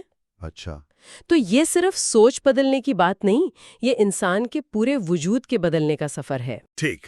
اچھا، تو اگر ایمان بنیادی طور پر ایک عمل ہے، ایک وابستگی ہے، ایک تبدیلی کا سفر، تو پھر ہماری سوچ، ہماری عقل، اس کا کیا کردار ہے؟ ہم تو آج کل عقل اور منطق کو بہت زیادہ اہمیت دیتے ہیں۔ یہ ہمیں دوسرے نقطے کی طرف لاتا ہے، عقل کی حدود۔ جی، آرمسٹرانگ کہتی ہیں کہ جدید دور سے پہلے لوگ یہ سمجھتے تھے کہ خدا یا جو حتمی حقیقت ہے وہ انسانی تصورات اور زبان یعنی لوگوس کی گرفت سے باہر ہے۔ خدا کے بارے میں بات کرتے ہوئے ایک طرح کی جھجک، ایک احتیاط پائی جاتی تھی۔ جی، اور یہ سمجھنا بہت ضروری ہے، ماقبل جدید مفکرین جو تھے وہ عقل کی طاقت سے انکار نہیں کرتے تھے، لیکن وہ اس کی حدود کو بھی پہچانتے تھے۔ اچھا، مثال کے طور پر سینٹ آگسٹین نے 2 طرح کے ذہنی صلاحیتوں میں فرق کیا تھا۔ ایک ہے ریشیو، جی، یعنی وہ قدم دا قدم چلنے والی منطقی سوچ جو ہم روزمرہ کے مسائل حل کرنے یا سائنسی تجزیے کے لیے استعمال کرتے ہیں۔ ٹھیک۔ اور دوسری ہے انٹلیکٹس، جسے ہندوستان میں بدھی کہا جاتا ہے۔ بدھی؟ ہاں، یہ ایک گہری، اچانک سمجھ میں آنے والی بدیہی دانش ہے جو منطق سے آگے کی چیز ہے۔ یوں سمجھیں کہ یہ ذہن کی وہ دھار ہے جو چیزوں کی حقیقت کو ایک جھلک میں پا لیتی ہے۔ تو یہ کچھ ایسا ہوا جیسے نقشہ دیکھ کے راستہ سمجھنا، وہ ریشیو ہے؟ جی، اور خود اس علاقے سے واقف ہونا، وہ انٹلیکٹس؟ کچھ ایسا ہی سمجھ لیں، بہت اچھی مثال ہے۔ حتیٰ کہ سقراط کا جو مشہور زمانہ مکالمے کا طریقہ تھا نا، ڈائلیکٹک، جی، وہ بھی حتمی جوابات دینے کے لیے نہیں تھا۔ اس کا مقصد تو یہ تھا کہ انسان کو یہ احساس دلایا جائے کہ وہ کتنا کم جانتا ہے۔ اچھا، یعنی مفروضوں کو توڑنا، سوالات اٹھانا اور اپنی لا علمی کا اعتراف کرنا، یہ ایک طرح کی فکری عاجزی سے کھاتا تھا۔ یہ جاننا کہ آپ نہیں جانتے، وہ جسے ایگنوسٹسزم کہتے ہیں۔ اس کی مثالیں تو اسلامی اور عیسائی روایت میں بھی ملتی ہوں گی، ہے نا؟ جی بالکل، جیسے امام غزالی نے وہ فلسفیوں فلسفہ کی جو خالص عقلی بحثیں تھیں ان پر تنقید کی۔ جی، اور کہا کہ خدا کو جاننے کے لیے صرف عقل کافی نہیں بلکہ صوفیانہ تجربہ اور روحانی مشق ضروری ہے۔ بالکل، اور اسی طرح عیسائی صوفیہ ہیں، جیسے ڈائنیزیس دی ایریاپاگائٹ یا وہ دی کلاؤڈ آف انوئنگ کے نامعلوم مصنف۔ ہاں، کلاؤڈ آف انوئنگ۔ جی، انہوں نے بھی اسی بات پر زور دیا کہ خدا تک پہنچنے کے لیے عقل اور تصورات سے آگے جانا پڑتا ہے۔ جی، تو خلاصہ یہ ہے کہ عقل کا اپنا ایک بہت اہم مقام ہے۔ سائنس میں، ٹیکنالوجی میں، روزمرہ زندگی کے معاملات میں، ان سب میں یہ ناگزیر ہے۔ لیکن جب بات حتمی حقیقت کی آتی ہے، الہی رازوں کی یا وجود کے گہرے معنی کی، تو قدیم دانش ہمیں سکھاتی ہے کہ عقل کی ایک حد ہے۔ ہمیں یہ تسلیم کرنا پڑتا ہے کہ کچھ چیزیں ہماری منطقی گرفت سے باہر ہیں اور ان کو سمجھنے کے لیے ہمیں دوسری صلاحیتوں کی ضرورت پڑتی ہے، جیسے بدیہی ادراک، قلبی واردات یا روحانی تجربہ، اور سب سے بڑھ کر عاجزی کی۔ یہ بات تو بہت گہری ہے۔ اگر عقل کی حد ہے اور الفاظ بھی وہاں تک نہیں پہنچ سکتے تو پھر کیا بچتا ہے؟ یہیں سے آرمسٹرانگ ہمیں تیسرے نقطے کی طرف لاتی ہیں، خاموشی۔ جی، خاموشی۔ جب ہم خاموشی کا سوچتے ہیں تو اکثر ذہن میں خالی پن آتا ہے، سناٹا۔ لیکن آرمسٹرانگ کہتی ہیں کہ مذہبی تجربے میں خاموشی ایک بہت ہی بھرپور اور اعلیٰ حالت ہے۔ یہ کیا معاملہ ہے؟ یہ تصور بنیادی طور پر ایپوفیٹک الہیات سے جڑا ہے، ایپوفیٹک تھیولوجی۔ ایپوفیٹک؟ جی، یہ ایک یونانی اصطلاح ہے جس کا مطلب ہے نفی کے ذریعے بات کرنا۔ اچھا، یعنی خدا کو یہ بتا کر جاننے کی کوشش کرنا کہ وہ کیا نہیں ہے، بجائے اس کے کہ یہ دعویٰ کیا جائے کہ وہ کیا ہے، کیونکہ انسانی زبان اور تصورات خدا کی لامحدود ذات کا احاطہ کر ہی نہیں سکتے۔ ڈائنیسیس، جن کا ہم نے پہلے ذکر کیا، وہ اس طریقے کے بڑے حامی تھے۔ وہ کہتے تھے کہ خدا کے بارے میں ہمارے جتنے بھی مضبوط دعوے ہیں، مثلاً خدا محبت ہے، خدا قادر ہے، یہ سب نامکمل ہے۔ جی، ہمیں ان تصورات سے بھی آگے جانا ہوگا، ایک ایسی روشن تاریکی میں جہاں الفاظ ختم ہو جاتے ہیں۔ یہ تو بڑا دلچسپ ہے۔ مطلب خدا کو جاننے کے لیے اپنے خیالات اور تصورات کو چھوڑنا پڑتا ہے؟ جی ہاں، 4ویں صدی کے جو صحرائی آبا تھے، ڈیزرٹ فادرز اور ایویگریس آف پونس، وہ اسی مشق پر زور دیتے تھے۔ اچھا، وہ دعا کو کہتے تھے خیالات کو جھاڑنا اور ننگا ذہن حاصل کرنا، نیکڈ مائنڈ۔ ان کا مقصد ذہن کو ہر قسم کی تصاویر، تصورات اور یہاں تک کہ شدید احساسات اور جذبات سے بھی پاک کرنا تھا۔ ایک منٹ، احساسات اور جذبات سے بھی پاک کرنا؟ آج کل تو ہم سمجھتے ہیں کہ مذہبی تجربہ بڑا جذباتی ہوتا ہے، رونا، وجد میں آنا، خوشی محسوس کرنا۔ جی، یہ واقعی آج کل کی سوچ سے مختلف ہے۔ ان قدیم صوفیاء کے نزدیک شدید جذبات بھی بالکل خیالات اور تصورات کی طرح ذہن کو اصل گہرائی اور سکون سے بھٹکا سکتے ہیں۔ اچھا، یہ بھی ایک قسم کا شور ہے جو ہمیں حقیقت کے براہ راست پرسکون تجربے سے دور رکھتے ہیں۔ ان کا مقصد ایک ایسی اندرونی خاموشی اور توجہ کی حالت پیدا کرنا تھا جہاں ذہن منطقی سوچ اور جذباتی اتار چڑھاؤ دونوں سے آزاد ہو کر ایک زیادہ گہری بدیہی آگاہی حاصل کر سکے۔ اس کی گونج تو دوسری جگہوں پر بھی سنائی دیتی ہے، جیسے وہ جرمن صوفی مائسٹر ایکہارٹ۔ جی، ایکہارٹ۔ وہ لاتعلقی، ڈیٹیچمنٹ کی بات کرتے ہیں، جہاں عقل بھی خاموش ہو جاتی ہے اور انسان ایک داخلی صحرا میں داخل ہوتا ہے تاکہ اس کچھ نہیں، نتھنگنیس کو پا سکے جو خدا ہے۔ بالکل۔ یا پھر وہ انگریزی کے رومانوی شعراء ہیں، ورڈزورتھ کی دانشمندانہ غیر فعالیت، وائز پیسونیس، یا کیٹس کی منفی صلاحیت، نیگیٹو کیپیبلٹی۔ جی ہاں، نیگیٹو کیپیبلٹی۔ یہ بھی تو ایک طرح سے عقل کی مداخلت، وہ میڈلنگ انٹلیکٹ پر تنقید کرتے ہوئے اسی قبول کرنے والی خاموش استقبالیہ کیفیت کی بات کر رہے ہیں نا؟ بالکل درست کہا آپ نے۔ یہ خاموشی محض شور کی عدم موجودگی یا ذہنی خالی پن نہیں ہے، یہ ایک فعال حالت ہے۔ فعال حالت؟ جی، گہری توجہ کی، قبولیت کی، اپنی انا کو ایک طرف رکھنے کی۔ یہ وہ مقام ہے جہاں زبان بے بس ہو جاتی ہے، جہاں تعریفیں اور تصورات ختم ہو جاتے ہیں اور براہ راست بدیہی ادراک یا آگاہی کا آغاز ہوتا ہے۔ یہ وہ نقطہ ہے جہاں بیان ختم ہوتا ہے اور حقیقی احساس شروع ہوتا ہے۔ واہ! تو اگر ہم ان سب باتوں کو جوڑیں، ایمان بطور عمل اور تربیت، عقل جو اپنی حدود کو جانتی ہے، اور یہ گہری فعال خاموشی، تو یہ سب مل کر ہمیں کہاں لے جاتے ہیں؟ آرمسٹرانگ کہتی ہیں کہ یہ سب ایک داخلی سفر کی طرف اشارہ کرتے ہیں۔ یہ ہمارا چوتھا اور آخری نقطہ ہے، تجربے سے معرفت تک کا داخلی سفر۔ جی، یہ سفر باہر سے اندر کی طرف ہے۔ یہ ظاہری رسومات اور ذہنی تصورات سے شروع ہوتا ہے اور انسان کی داخلی تبدیلی اور براہ راست ذاتی تجربے کی طرف جاتا ہے۔ ذاتی تجربہ؟ جی، کچھ روایات میں اسی براہ راست تجرباتی علم کو معرفت یا گنوسس کہا گیا ہے۔ گنوسس؟ مثال کے طور پر سقراط کے جو مکالمے تھے وہ صرف ذہنی ورزش نہیں تھے، وہ انہیں مائسس کہتے تھے، یعنی روحانی دائی کا کام۔ اچھا۔ جو انسان کے اندر سے سچائی کو جنم دینے میں مدد کرتا ہے، اور یہ عمل بالآخر ایکسٹیسس کی طرف لے جا سکتا تھا، یعنی اپنی محدود ذات سے باہر نکل کر ایک وسیع تر حقیقت سے جڑنے کا تجربہ۔ یعنی یہ صرف باتیں نہیں تھیں، یہ ایک تجرباتی عمل تھا۔ بالکل۔ اسی طرح 13ویں صدی کے عیسائی مفکر ہیں سینٹ بوناوینچر۔ جی، بوناوینچر۔ ان کی کتاب ہے ذہن کا خدا کی طرف سفر۔ وہ بتاتے ہیں کہ کیسے دنیا کا مطالعہ اور علمی مضامین بھی دراصل ہمیں اندر کی طرف متوجہ کرتے ہیں، اپنے ذہن کی طرف جو خدا کی شبیہ ہے۔ لیکن خدا کو حقیقی معنوں میں دیکھنے یا تجربہ کرنے کے لیے بالآخر اپنے پرانے نفس، اپنی انا کی موت ضروری ہے۔ انا کی موت؟ جی، یعنی اپنی ذات کی نفی کر کے ہی اس اعلیٰ حقیقت کا تجربہ ممکن ہوتا ہے۔ تو یہ سفر صرف کچھ نیا جاننے کے بارے میں نہیں، بلکہ کچھ نیا بننے کے بارے میں ہے۔ بالکل۔ بیکمنگ۔ اس میں کوشش لگتی ہے، نظم و ضبط چاہیے ہوتا ہے، اپنے پکے یقین کو چھوڑنے کا حوصلہ درکار ہوتا ہے، اور یہ اجازت دینا پڑتی ہے کہ یہ طریقے اور تجربات بشمول خاموشی کا سامنا کرنا اور عقل کی حدود کو تسلیم کرنا آپ کو اندر سے تبدیل کر دیں۔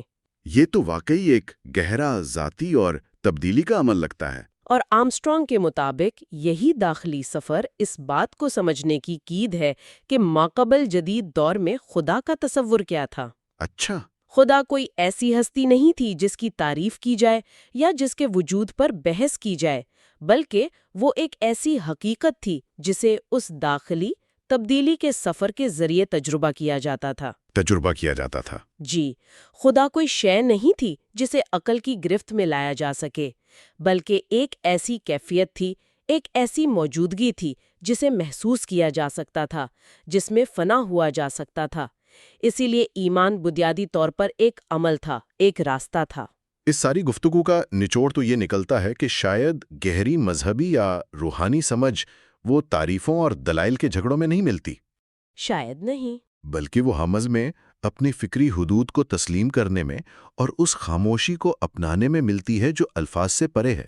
شاید الہی حقیقت بیان کرنے کی چیز کم ہے اور محسوس کرنے، تجربہ کرنے کی چیز زیادہ ہے۔ بالکل۔ اور یہی سے ایک آخری غور طلب نقطہ ابھرتا ہے جو ہمیں سوچنے پر مجبور کرتا ہے۔ جی، کیا ایمان، عقل اور خاموشی کے ان قدیم تصورات اور طریقوں کو، جن میں عمل پر زور ہے، عقل کی عاجزی شامل ہے اور خاموشی کی قدر ہے، کیا ان کو دوبارہ سمجھنا اور اپنانا ہمارے آج کے دور کے مسائل سے نمٹنے میں کچھ مدد کر سکتا ہے؟ آج ہم معلومات کے سیلاب میں ڈوبے ہوئے ہیں، ہر طرف سطحی یقین اور پولرائزیشن نظر آتی ہے، چاہے وہ مذہبی ہو یا سیکولر۔ جی ہاں۔ کیا ہوتا ہے جب ہم معنی کی تلاش میں بیرونی تصدیقوں اور نعروں کے بجائے داخلی تجربے اور روحانی تبدیلی کو زیادہ اہمیت دیتے ہیں؟ یہ سوال ہمیں دعوت دیتا ہے کہ ہم ماضی کی اس حکمت پر غور کریں، شاید اس میں ہمارے حال اور مستقبل کے لیے بھی کچھ اہم سبق پوشیدہ ہوں۔ یہ حصہ واقعی ہمیں یاد دلاتا ہے کہ خدا کو شاید بیان نہیں کیا جا سکتا، صرف محسوس کیا جا سکتا ہے۔ اگلے حصے میں، جو کہ پارٹ وی ہے، خدا کی موت اور لا علمی کا عروج، ہم دیکھیں گے کہ جدید دور میں معنی کے بحران اور مذہبی خاموشی کے نئے مفہوم کیا ہیں۔ جی، اور یہ حصہ نمبر 5 ہے، The Death of God and Rise of Unknowing۔ تو آج ہم ایک ایسے جملے سے گفتگو شروع کر رہے ہیں جو شاید بہت مشہور ہے، متنازع بھی، اور اکثر لوگ اسے غلط سمجھتے ہیں۔ فریڈرک نیچے کا وہ قول، خدا مر گیا ہے۔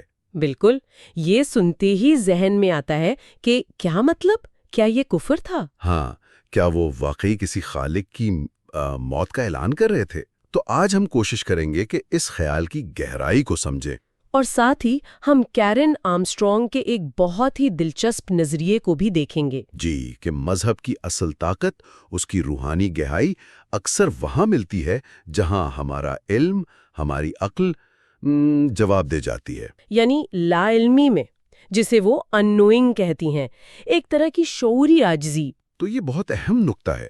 جی ہاں، یہ دونوں خیالات، نیچے کی تشخیص اور آرمسٹرانگ کی تجویز، اصل میں ایک دوسرے سے کافی جڑے ہوئے ہیں۔ اچھا، کیسے؟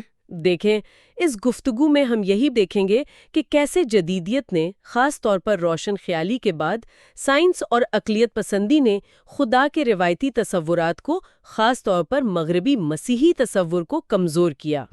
نیچے نے اسی ثقافتی تبدیلی کو محسوس کیا اور پھر خدا کی موت کا علامتی اعلان کیا۔ لیکن اس موت نے، یعنی اس تصور کے ٹوٹنے نے، ایک خلا چھوڑ دیا پیچھے۔ بالکل، ایک بہت بڑا خلا، وجودی خالی پن کہہ لیں، بے معنویت کا احساس۔ اور یہیں پر آرمسٹرانگ کی فکر اہم ہو جاتی ہے نا؟ جی، وہ کہتی ہیں کہ اس خالی پن کا جواب نئی، زیادہ مضبوط یقینیات گھڑنے میں نہیں ہے، تو پھر کس چیز میں ہے؟ بلکہ علم کی جو فطری حدود ہیں انہیں تسلیم کرنے میں ہے، اس ان نوئنگ کو اپنانے میں۔ جو جہالت نہیں؟ بالکل جہالت نہیں، یہ ایک گہری روحانی بصیرت کا دروازہ کھول سکتی ہے، حقیقت کو جاننے کا ایک زیادہ عاجزانہ راستہ۔ ٹھیک ہے، تو آئیے پہلے نیچے کی طرف چلتے ہیں، ان کی وہ مشہور تمثیل پاگل آدمی والی، دی گے سائنس سے۔ جی، وہ بڑی دلچسپ ہے۔ ایک شخص ہے، دن دہاڑے ہاتھ میں جلتی لالٹین لیے بازار میں بھاگ رہا ہے اور چیخ رہا ہے، میں خدا کو ڈھونڈ رہا ہوں، میں خدا کو ڈھونڈ رہا ہوں۔ اور وہاں جو لوگ ہیں، پڑھے لکھے، روشن خیال قسم کے، شاید دہریے بھی، وہ اس کا مذاق اڑاتے ہیں۔ ہاں، ہنستے ہیں کہ کیا خدا کھو گیا ہے یا کہیں چھپ گیا ہے، یا سفر پر چلا گیا ہے۔ یہ طنز اصل میں اس وقت کی ذہنی فضا کو دکھاتا ہے۔ لیکن پھر وہ پاگل آدمی ان کے کہکہوں کے بیچ میں کھڑا ہوتا ہے اور چیختا ہے، غصے اور مایوسی کے ساتھ، خدا کہاں گیا؟ میں تمہیں بتاتا ہوں، ہم نے اسے مار ڈالا ہے، تم نے اور میں نے، ہم سب اس کے قاتل ہیں۔ یہ الفاظ تو واقعی چونکا دینے والے ہیں۔ آرمسٹرانگ اس کی کیا تشریح کرتی ہیں؟ کیا یہ سچ مچ قتل کا اعتراف ہے؟ نہیں، آرمسٹرانگ واضح کرتی ہیں کہ نیچے کا مقصد کسی حقیقی ماورائی ہستی کی موت کا اعلان نہیں تھا۔ وہ فلاسفر تھے، ماہر الہیات تو نہیں تھے۔ اچھا، ان کا اشارہ اس مخصوص خدا کی طرف تھا جو مغربی تہذیب نے، خاص طور پر مسیحیت نے بنایا تھا، ایک انسان جیسا دنیا میں مداخلت کرنے والا خدا، جو اخلاقیات کا ضامن سمجھا جاتا تھا۔ بالکل۔ نیچے دیکھ رہے تھے کہ سائنسی دریافتیں، ڈارون کا نظریہ، کائنات کی وسعت کا علم، عقلیت پسندی، مادیت پرستی، ان سب نے مل کر اس روایتی خدا کے تصور کو، آپ کہہ لیں، انٹلیکچولی ناقابل یقین بنا دیا تھا، ثقافتی طور پر غیر متعلقہ۔ یعنی لوگ شاید رسمی طور پہ مانتے ہوں لیکن زندگی پر اس کا اثر ختم ہو گیا تھا۔ جی، تو یہ خدا کی اصل موت نہیں تھی، بلکہ انسانی شعور میں، مغربی ثقافت میں خدا کے خاص، محدود اور شاید انسانی ساختہ تصور کی موت تھی۔ یہ نقطہ نظر کی ایک بڑی تبدیلی تھی۔ اور اس تبدیلی نے، اس سہارے کے ٹوٹنے نے، ایک گہرا نفسیاتی اور روحانی خلا پیدا کیا۔ آپ نے وجودی خالی پن کا ذکر کیا تھا، کیا ادب میں اس کا کوئی اظہار ملتا ہے؟ پر میتھیو آرنولڈ کی نظم ڈوور بیچ، ہاں، میں نے پڑھی ہے۔ وہ سمندر کنارے کھڑے ہیں اور انہیں لگتا ہے جیسے وہ ایمان کے سمندر کو پیچھے ہٹتے ہوئے سن رہے ہیں۔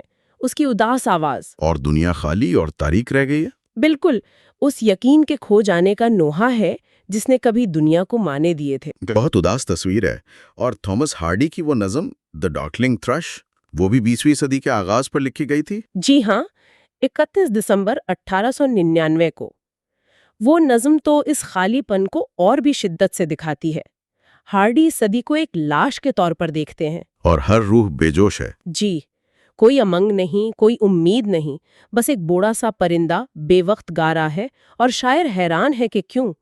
یہ نظم اس گہری مایوسی اور بے سمتی کو دکھاتی ہے جو اس روایتی تصور کے ٹوٹنے سے پیدا ہوئی۔ تو نیچے نے اسی بیماری کی تشخیص کی تھی اور خبردار کیا تھا کہ اگر اس خلا کو پر نہ کیا گیا تو انسانیت نائہلزم یعنی عدمیت کا شکار ہو جائے گی، تباہی کا۔ تو ایک طرف یہ وجودی بحران تھا، معنی کا خاتمہ، دوسری طرف سائنس آگے بڑھ رہی تھی، لیکن کیا یہ نیا علم اس روحانی پیاس کو بجھا سکا؟ یہیں سے میرا خیال ہے آرمسٹرانگ کا ان نوئنگ کا تصور آتا ہے۔ آپ نے بالکل صحیح پکڑا۔ آرمسٹرانگ کا مرکزی نقطہ یہی ہے۔ جدیدیت نے پرانے مذہبی یقین کو چیلنج کیا، لیکن ساتھ ہی ایک نئے قسم کے یقین کو جنم دیا، سائنسی قطعیت پر، عقلی استدلال پر اندھا ایمان۔ لیکن یہ نیا یقین بھی کافی نہیں تھا۔ نہیں، اپنی تمام کامیابیوں کے باوجود یہ انسانی روح کی گہرائیوں اور کائنات کے حتمی اسرار کا احاطہ نہیں کر سکا۔ آرمسٹرانگ کہتی ہیں کہ اسی تناظر میں لا علمی، ان نوئنگ یا دانشورانہ عاجزی کی قدیم روایت جو ہر دور اور ہر ثقافت میں رہی ہے، دوبارہ اہمیت اختیار کر رہی ہے۔ یہ سمجھنا ضروری ہے کہ یہ ان نوئنگ جہالت نہیں ہے۔ بالکل نہیں، یہ محض علم کی کمی نہیں، یہ ایک مثبت رویہ ہے۔ یہ ماننا کہ حقیقت، خاص طور پر حتمی حقیقت یا الوہیت، ہماری سمجھ، ہمارے تصورات، ہماری زبان سے باہر ہے، یہ ایک روحانی بیداری ہے، اپنے محدود ہونے کا اعتراف۔ یہ دلچسپ ہے کہ یہ کوئی نیا خیال نہیں، قدیم روایت ہے۔ جیسے سقراط کا وہ کہنا کہ میں کچھ نہیں جانتا، کیا یہ صرف کہنے کی بات تھی؟ نہیں، آرمسٹرانگ اسے بہت گہرا سمجھتی ہیں۔ یہ ان کے فلسفیانہ طریقے کی بنیاد تھی۔ ان کے مکالموں کا مقصد ہی یہ ہوتا تھا کہ لوگ اپنے پہلے سے موجود یقین کی کمزوری کو پہچانیں۔ وہ ذہنی الجھن یا ایپوریا جسے کہتے ہیں۔ جی، جہاں وہ ماننے پر مجبور ہو جائیں کہ وہ واقعی نہیں جانتے۔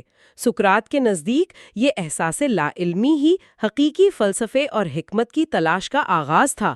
یہ ایک طرح کی ایکسٹیسس بھی تھی، اپنے چھوٹے سے نفس سے باہر نکلنا۔ اپنی لا علمی کو ماننا ہی علم کا پہلا قدم تھا۔ بالکل۔ تو یہ اپنی حدود کا اعتراف ایک طرح سے آزادی ہے، اور یہی رویہ شاید مختلف شکل میں مذہبی روایات میں بھی ملتا ہے۔ آپ نے اپوفیٹک الہیات کا ذکر کیا تھا، یہ کیا ہے؟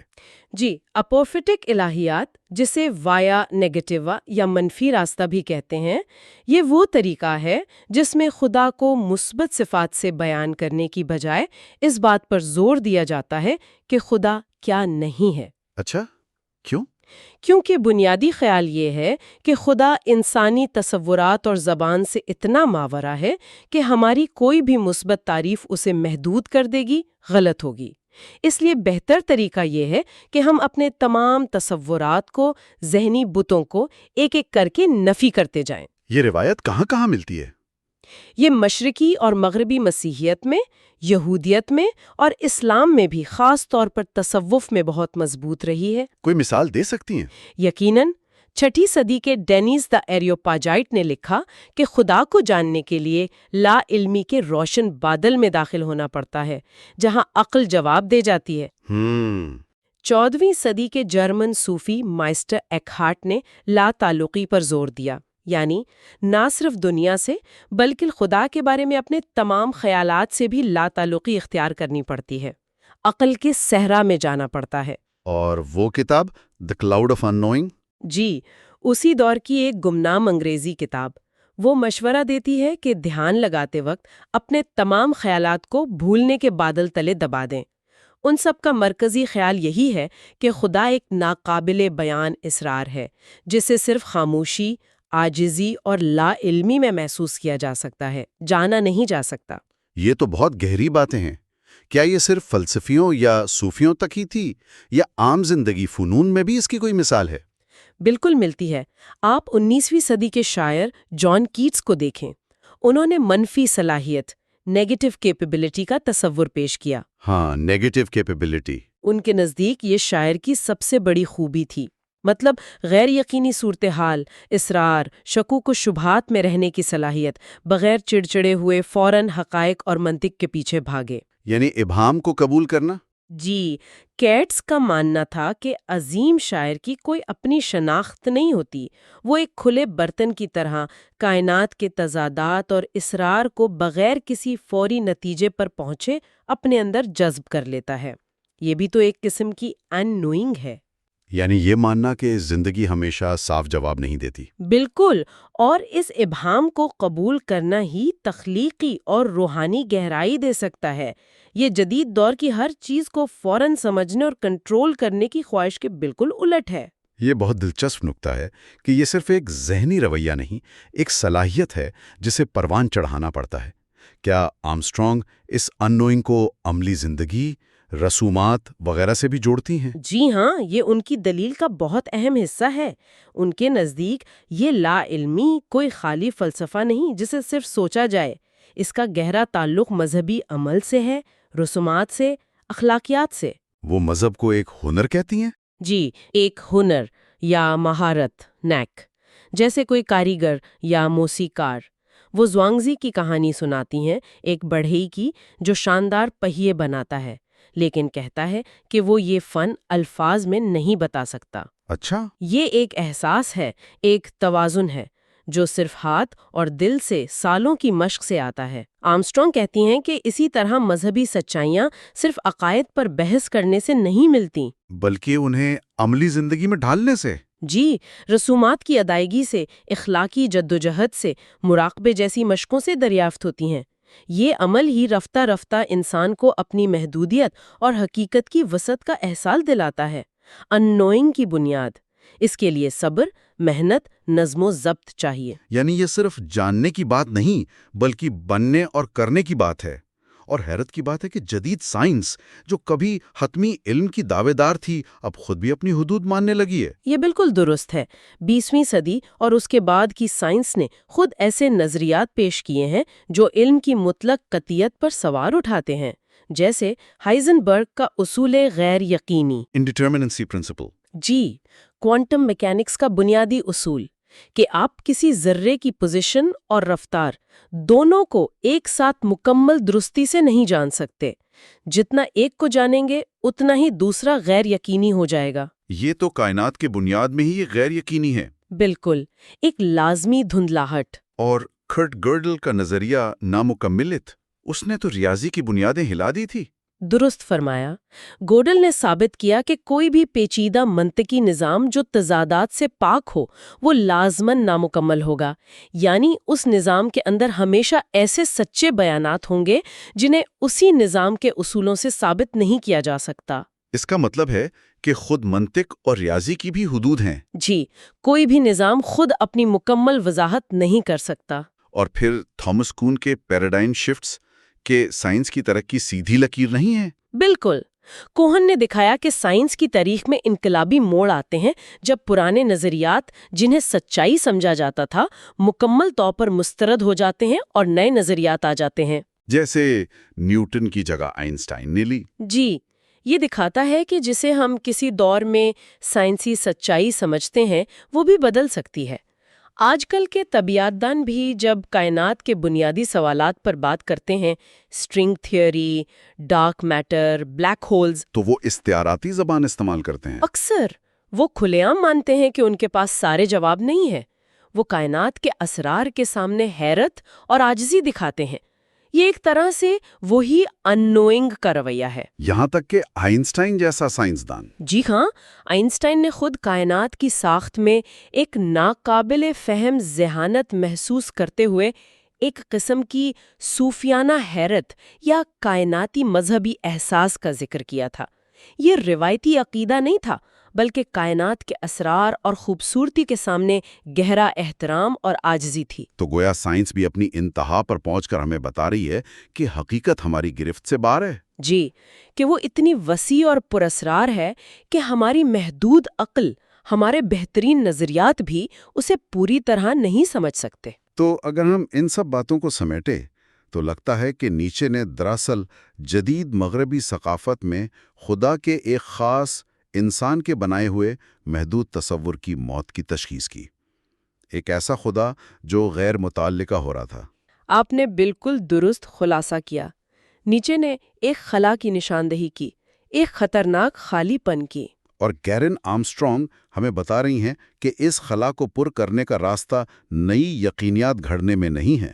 بالکل، بلکہ آگے بڑھنے کا راستہ، جو اصل میں قدیم دانش کی طرف واپسی بھی ہے، یہ ہے کہ ہم انسانی علم کی فطری حدود کو تسلیم کرنا سیکھیں۔ یعنی اسی دانشورانہ عاجزی، اسی شعوری لا علمی یا ان نوئنگ کو اپنانا ہوگا۔ جی، یہی ہمیں اپنے چھوٹے سے میں سے باہر نکال کر ایک وسیع تر حقیقت، جسے ہم خدا کہیں، تقدس کہیں یا کچھ اور، اس کا تجربہ کرنے کی جگہ دیتی ہے۔ آرمسٹرانگ کے نزدیک مذہب کی حقیقی بقا اور طاقت مستقبل میں اسی فکری عاجزی اور عملی تجرباتی مشغولیت پر منحصر ہوگی۔ یہ صرف عقائد کا نظام نہیں، بلکہ زندگی گزارنے کا، حقیقت کا سامنا کرنے کا ایک طریقہ ہے۔ بالکل۔ تو آج کی اس گفتگو کا نچوڑ یہ نکلا کہ نیچے کا جملہ خدا مر گیا ہے دراصل جدید دور میں معنی اور یقین کے ایک گہرے بحران کی علامت ہے، ایک تشخیص اور شاید ایک انتباہ بھی۔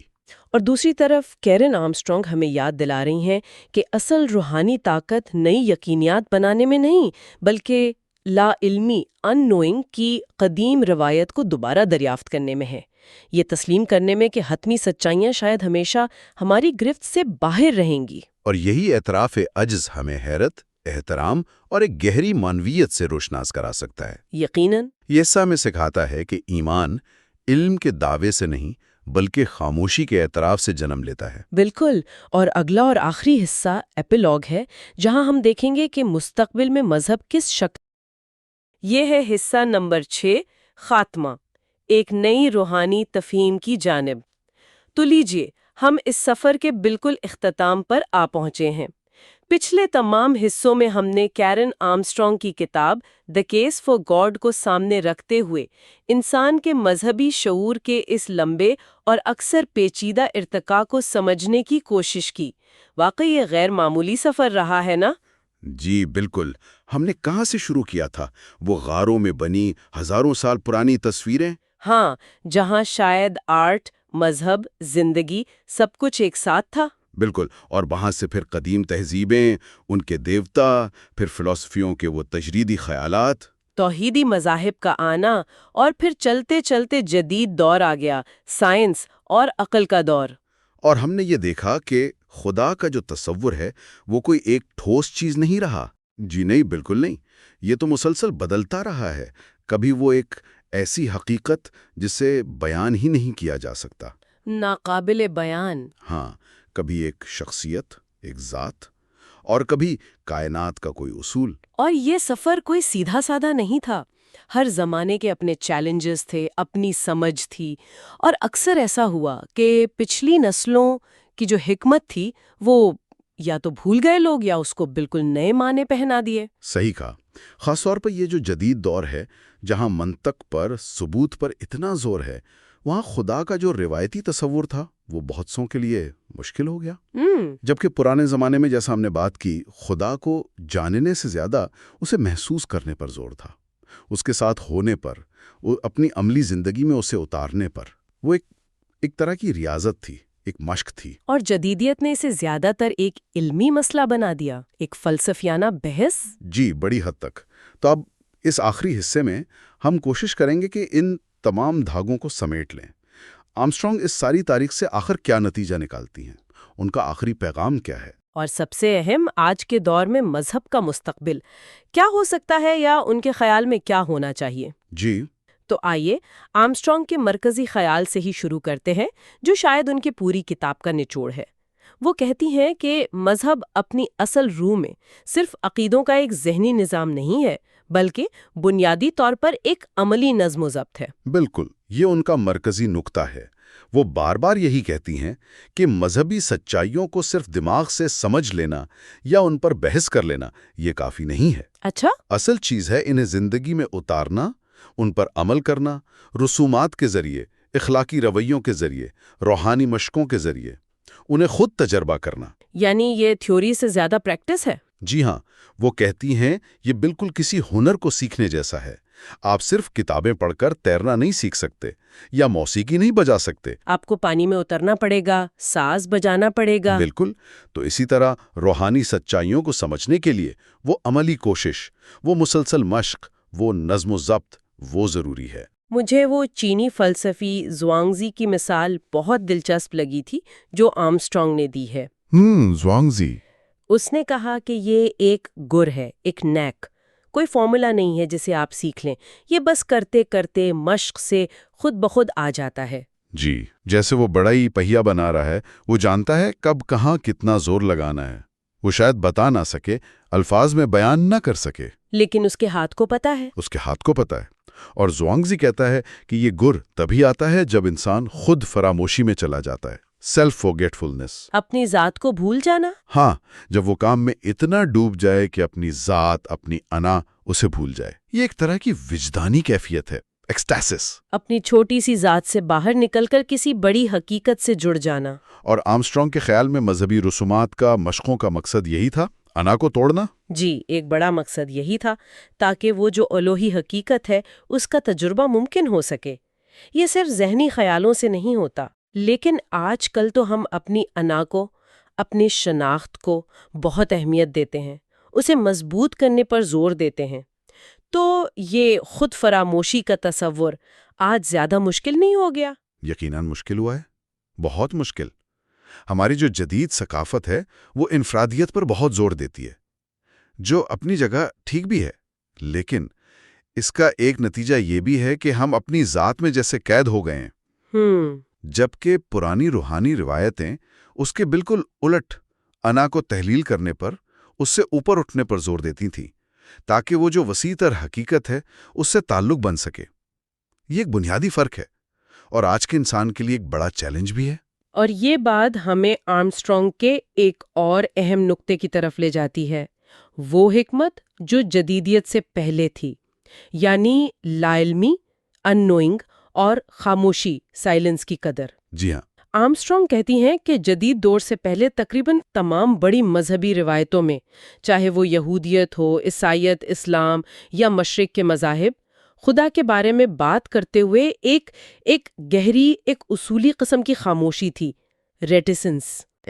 یہ انسان کے تصورات، اس کی زبان، اس کی منطق، ان سب سے ماورا ہے، آپ اسے پوری طرح بیان کر ہی نہیں سکتے۔ تو پھر کیا کرتے تھے؟ تو بس ختمی اور قطعی دعوے کرنے سے گریز کیا جاتا تھا۔ اسے کہتے ہیں اپوفیٹک روایت، یعنی خدا کو یہ سمجھنے کی کوشش کرنا کہ وہ کیا نہیں ہے، بجائے اس کے کہ وہ کیا ہے۔ اچھا، اور یہ سمجھا جاتا تھا کہ خدا کو جاننے کا جو اصل راستہ ہے وہ عملی ریاضت ہے، اخلاقی زندگی ہے، روحانی تجربہ ہے، نہ کہ فلسفیانہ بحثیں۔ یہ جو شعور تھا کہ ہم نہیں جانتے، یہ خود ایک بہت اہم روحانی رویہ تھا۔ اور آرمسٹرانگ کا کہنا ہے کہ آج مغرب میں، اور شاید اب پوری دنیا میں، بہت سے لوگوں کے لیے خدا کا تصور اتنا ناقابل یقین یا غیر متعلقہ اسی لیے ہو گیا ہے کہ ہم اس لا علمی کی قدر کو بھول گئے ہیں۔ جی بالکل، ہم ہر چیز کی واضح، منطقی، سائنسی وضاحت چاہتے ہیں، خدا کی بھی، اور جب وہ نہیں ملتی تو ہم اسے رد کر دیتے ہیں۔ بالکل، ہم ایک ایسی ثقافت میں رہتے ہیں جو معلومات پر، یقینی جوابات پر بہت زور دیتی ہے، جبکہ پرانی حکمت اس کے الٹ سکھاتی تھی کہ اصل سمجھ، اصل بصیرت اکثر تبھی ملتی ہے جب ہم یہ مان لیتے ہیں کہ ہم سب کچھ نہیں جانتے، جب ہم اپنے پہلے سے بنے ہوئے خیالات کو، تعصبات کو ایک طرف رکھنے کو تیار ہوتے ہیں۔ وہ سقراط والی بات یاد ہے نا کہ وہ سب سے دانا اس لیے ہے کہ وہ جانتا ہے کہ وہ کچھ نہیں جانتا۔ جی، یہ فکری عاجزی، انٹلیکچول ہیوملٹی، یہ علم کا دروازہ کھولتی ہے۔ آج کل اس رویے کی کافی کمی ہے۔ تو پھر یہ بدلاؤ آیا کیسے؟ کب ایمان ایک تجرباتی، عملی چیز سے نکل کر ایک ایک عقلی تجویز بن گیا، ایک پروپوزیشن جس پر یقین کرنا یا نہ کرنا ایک منطقی فیصلہ بن گیا۔ دیکھیں، یہ کوئی ایک دن میں نہیں ہوا، یہ ایک بتدریج عمل تھا، لیکن اس میں بڑا کردار تھا مغرب میں سائنسی انقلاب کا اور روشن خیالی کے دور کا۔ اچھا۔ سائنس کی کامیابیوں نے یہ خیال پیدا کیا کہ کائنات کو پوری طرح سمجھا جا سکتا ہے، ہر چیز کی عقلی وضاحت ممکن ہے۔ تو اس ماحول میں مذہبی عقائد کو بھی اسی کسوٹی پر پرکھا جانے لگا۔ مثال کے طور پر؟ جیسے آئزیک نیوٹن، وہ خود بہت مذہبی تھے، لیکن انہوں نے کوشش کی کہ کائنات کا جو منظم ڈیزائن ہے اسے بنیاد بنا کر خدا کے وجود کو سائنسی طور پر ثابت کیا جائے۔ یا جان لاک جیسے فلسفر، انہوں نے کہا کہ خدا کا تصور ہمارے حسی تجربات اور سادہ خیالات کو لامحدودیت کے تصور سے ملا کر عقلی طور پر بنایا جا سکتا ہے۔ یعنی خدا اب وہ پراسرار، ناقابل بیان حقیقت نہیں رہا، بلکہ ایک وجود بن گیا، کائنات کا ایک حصہ جس کے ہونے یا نہ ہونے کو سائنس یا منطق سے ثابت یا رد کیا جا سکتا ہے۔ بالکل، ایک بینگ۔ اور اس تبدیلی نے خود عقیدہ یا ایمان کا مطلب بھی بدل دیا۔ آرمسٹرانگ بتاتی ہیں کہ پرانے وقتوں میں یونانی لفظ تھا پسٹس یا لیٹینی کریڈل۔ ان کا مطلب صرف یہ نہیں تھا کہ آپ کسی بات کو دماغ سے سچ مان لیں۔ تو پھر کیا مطلب تھا؟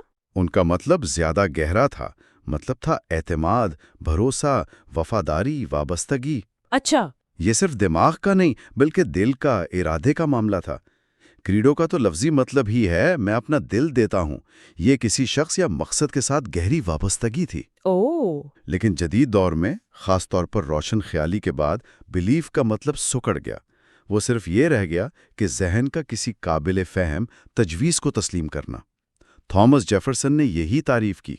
تو اب ایمان ایک دانشورانہ موقف بن گیا بجائے زندگی کے عملی راستے کے۔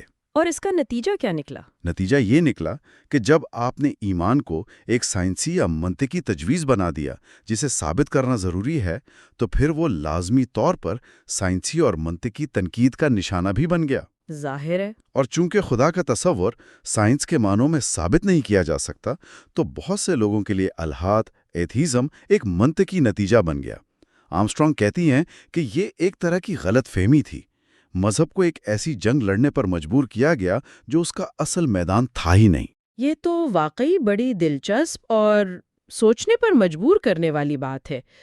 تو اگر یہ ماضی کی صورتحال تھی اور یہ جدید دور کی الجھنیں ہیں، تو آرمسٹرانگ کے نزدیک آگے کا راستہ کیا ہے؟ کیا مذہب کا کوئی مستقبل ہے؟ اور اگر ہے تو کیسا؟ کیا ہمیں ماضی کی طرف لوٹنا ہوگا؟ دیکھیں، آرمسٹرانگ ماضی کی طرف مکمل واپسی کی بات نہیں کرتی۔ وہ جانتی ہیں کہ جدیدیت نے ہمیں بہت کچھ دیا ہے جسے ہم چھوڑ نہیں سکتے، لیکن وہ کہتی ہیں کہ ہمیں ماضی کی جو گہری روحانی بصیرتیں ہیں انہیں دوبارہ کھوجنے کی ضرورت ہے۔ ان کے خیال میں مذہب کا مستقبل وہ تنگ نظری والے عقائد کی لڑائیوں میں نہیں ہے، بلکہ ان بنیادی قدروں کو زندہ کرنے میں ہے جو زیادہ تر روایتوں میں مشترک رہی ہیں، یعنی روحانی تجربہ، باطنی خاموشی، فکری عاجزی اور سب سے بڑھ کر عملی ہمدردی اور اخلاقی طرز عمل۔ یعنی زور خدا کو جاننے، نوئنگ گاڈ کی جو دانشورانہ کوششیں ہیں ان سے ہٹ کر خدا کے ساتھ ہونے، بینگ ود گاڈ پر ہونا چاہیے، یا خدا کی مرضی کے مطابق زندگی گزارنے پر۔ بالکل، خدا کیا ہے اس سوال سے زیادہ اہم یہ ہے کہ ہمیں کیا کرنا چاہیے۔ اس کی ایک بہترین مثال وہ ربی یہودیت کی دیتی ہیں۔ جی؟ وہاں عظیم ربی حلیل تھے۔ ان سے کسی غیر یہودی نے کہا کہ مجھے پوری تورات سکھا دو جب تک میں ایک ٹانگ پر کھڑا ہوں۔ تو حلیل نے جواب دیا، جو سلوک تم اپنے ساتھ نہیں چاہتے وہ دوسروں کے ساتھ نہ کرو، یہی پوری تورات ہے، باقی سب اس کی تفسیر ہے، جاؤ اور سیکھو۔ کمال ہے، یعنی مرکز میں عقیدہ نہیں، عمل ہے، ہمدردی ہے۔ جی ہاں، بالکل۔ ربائی روایت میں ہمدردی، کمپیشن کو اتنی مرکزی حیثیت حاصل تھی کہ کسی بھی انسان سے نفرت کرنا جو خدا کی شبیہ پر بنا ہے اسے عملی طور پر الحاد کے برابر سمجھا جاتا تھا۔ اچھا۔ آپ خدا پر یقین کا دعویٰ کیسے کر سکتے ہیں اگر آپ اس کی مخلوق سے نفرت کرتے ہیں؟ تو آرمسٹرانگ کا خیال ہے کہ یہی عملی، اخلاقی، ہمدردی والا رویہ یہی مذہب کے مستقبل کی کنجی ہے۔ اور اس مستقبل کے لیے ہمیں وہ خاموشی اور لا علمی کی قدر بھی دوبارہ اپنانی ہوگی جس کا ہم نے پہلے ذکر کیا۔ مجھے یہاں وہ شاعر جان کیٹس کی منفی صلاحیت والی بات یاد آ رہی ہے۔ ہاں، نیگیٹو کیپیبلٹی، یہ بہت اہم تصور ہے۔ کیٹس کا مطلب تھا کہ انسان غیر یقینی صورتحال، اصرار، شکوک و شبہات، ان کے ساتھ رہنا سیکھے، بغیر کسی بے چینی کے، بغیر چڑچڑے پن کے، فوراً سے پہلے حقائق اور منطق کے پیچھے بھاگنے کے۔ یعنی سکون سے یہ مان لینا کہ بہت کچھ ہے جو ہماری سمجھ سے باہر ہے۔ جی، اور اس لا علمی کے ساتھ جینا سیکھنا۔ آرمسٹرانگ سمجھتی ہیں کہ یہ رویہ صرف روحانی گہرائی کے لیے ہی ضروری نہیں، بلکہ تخلیقی سوچ کے لیے، حتیٰ کہ سائنسی دریافتوں کے لیے بھی اہم ہے۔ لیکن کیا آج کا معاشرہ ہمیں یہ منفی صلاحیت پیدا کرنے دیتا ہے، جو ہر وقت فوری جوابات مانگتا ہے، ہر مسئلے کا حل چاہتا ہے، یا یہ اس کے خلاف کام کرتا ہے؟ یہ مشکل سوال ہے۔ یقیناً ہماری تیز رفتار، معلومات سے بھری دنیا وہ ہمیں مسلسل یقینی جوابات کی طرف دھکیلتی ہے۔ غیر یقینی کو اکثر کمزوری سمجھا جاتا ہے، لیکن شاید یہی وجہ ہے کہ اس صلاحیت کو جان بوجھ کر پیدا کرنا آج پہلے سے بھی زیادہ اہم ہو گیا ہے۔ یہ ہمیں زیادہ صابر بنا سکتا ہے، زیادہ کھلے ذہن کا، دوسروں کے نقطہ نظر کو سمجھنے کے قابل بنا سکتا ہے۔ تو اگر ہم آرمسٹرانگ کی پوری بحث کا خلاصہ کریں، ان کا حتمی نتیجہ کیا ہے؟ کیا مذہب آج کے دور میں زندہ رہ سکتا ہے؟ ان کا حتمی نتیجہ امید افزا ہے۔ وہ سمجھتی ہیں کہ اگر مذہب صرف خشک عقائد، نظریات اور فرقوں کے جھگڑوں کا مجموعہ نہ بنے، بلکہ اپنی اصل جڑوں کی طرف واپس لوٹے، یعنی ایک گہرا، ذاتی، روحانی اور عملی تجربہ بن جائے جو انسان کو اپنی ذات سے باہر نکالے، دوسروں کے لیے ہمدردی پیدا کرے، کائنات کے ساتھ ایک پراسرار تعلق کا احساس دلائے، تو پھر یہ آج کے جدید سائنسی دور میں نہ صرف زندہ رہ سکتا ہے، بلکہ بہت متعلقہ، بہت بامعنی اور بہت ضروری بھی ثابت ہو سکتا ہے۔ تو مذہب کا مقصد بحثیں جیتنا نہیں، بلکہ انسان کے اندر جو چھپی ہوئی روحانی اور اخلاقی صلاحیتیں ہیں انہیں جگانا ہے، انہیں بڑھانا ہے۔ بالکل، ان کے مطابق حقیقی مذہبی سچائی وہ صرف تجریدی باتوں یا فلسفیانہ دلائل سے نہیں ملتی، وہ ملتی ہے روحانی مشقوں سے، اخلاقی جد و جہد سے، ہمدردی پر مبنی عمل سے، اور ایک پوری طرح وقف شدہ طرز زندگی سے۔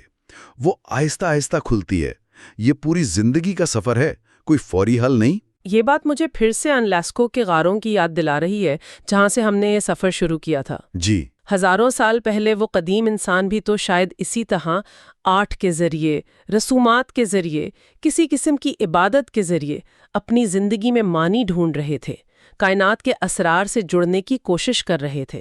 وہ صرف سجاوٹ نہیں تھی، وہ ان کی روحانیت کا عملی اظہار تھا۔ ہاں، ایک لحاظ سے بالکل ایسا ہی ہے۔ آرمسٹرانگ ہمیں یہی یاد دلاتی ہیں کہ معنی کی یہ تلاش، ماورائیت کا یہ تجربہ، ہمدردی کی یہ صلاحیت، یہ انسان کی بنیادی نفسیاتی ساخت کا حصہ ہیں۔ یہ چیزیں ہزاروں سال سے ہمارے ساتھ ہیں۔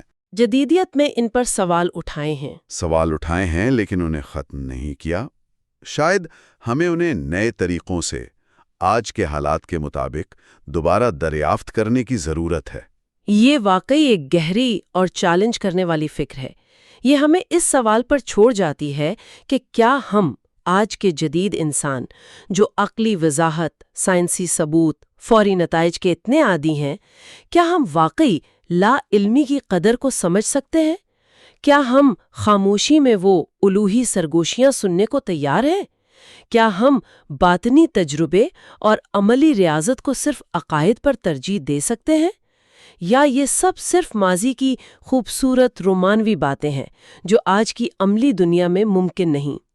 کیا یہ انسانی فطرت کا وہ لازمی حصہ ہے جو تمام تر تبدیلیوں کے باوجود آج بھی زندہ ہے اور ہماری زندگیوں کو گہرائی اور معنی دے سکتا ہے؟ یہ وہ سوال ہے جس پر شاید ہم سب کو غور کرنا چاہیے۔ یہ تھی کیرن آرمسٹرانگ کی کتاب دی کیس فار گاڈ پر مبنی ہماری تفصیلی گفتگو، اور یہ سیریز یہاں مکمل ہوتی ہے۔ اگر آپ کو یہ فکری سفر پسند آیا ہو اور آپ نے اس سے کچھ نیا سیکھا، یا سوچا ہو تو ہمارے چینل پاسٹ ٹو پریزنٹ کو سبسکرائب کرنا نہ بھولیں۔ تبصرے میں اپنی رائے ضرور دیں کہ آپ آرمسٹرانگ کے خیالات سے کس حد تک متفق یا غیر متفق ہیں، اور ہمارے ساتھ جڑے رہیں تاکہ تاریخ، فلسفہ اور فکر کے اگلے دلچسپ موضوعات بھی آپ تک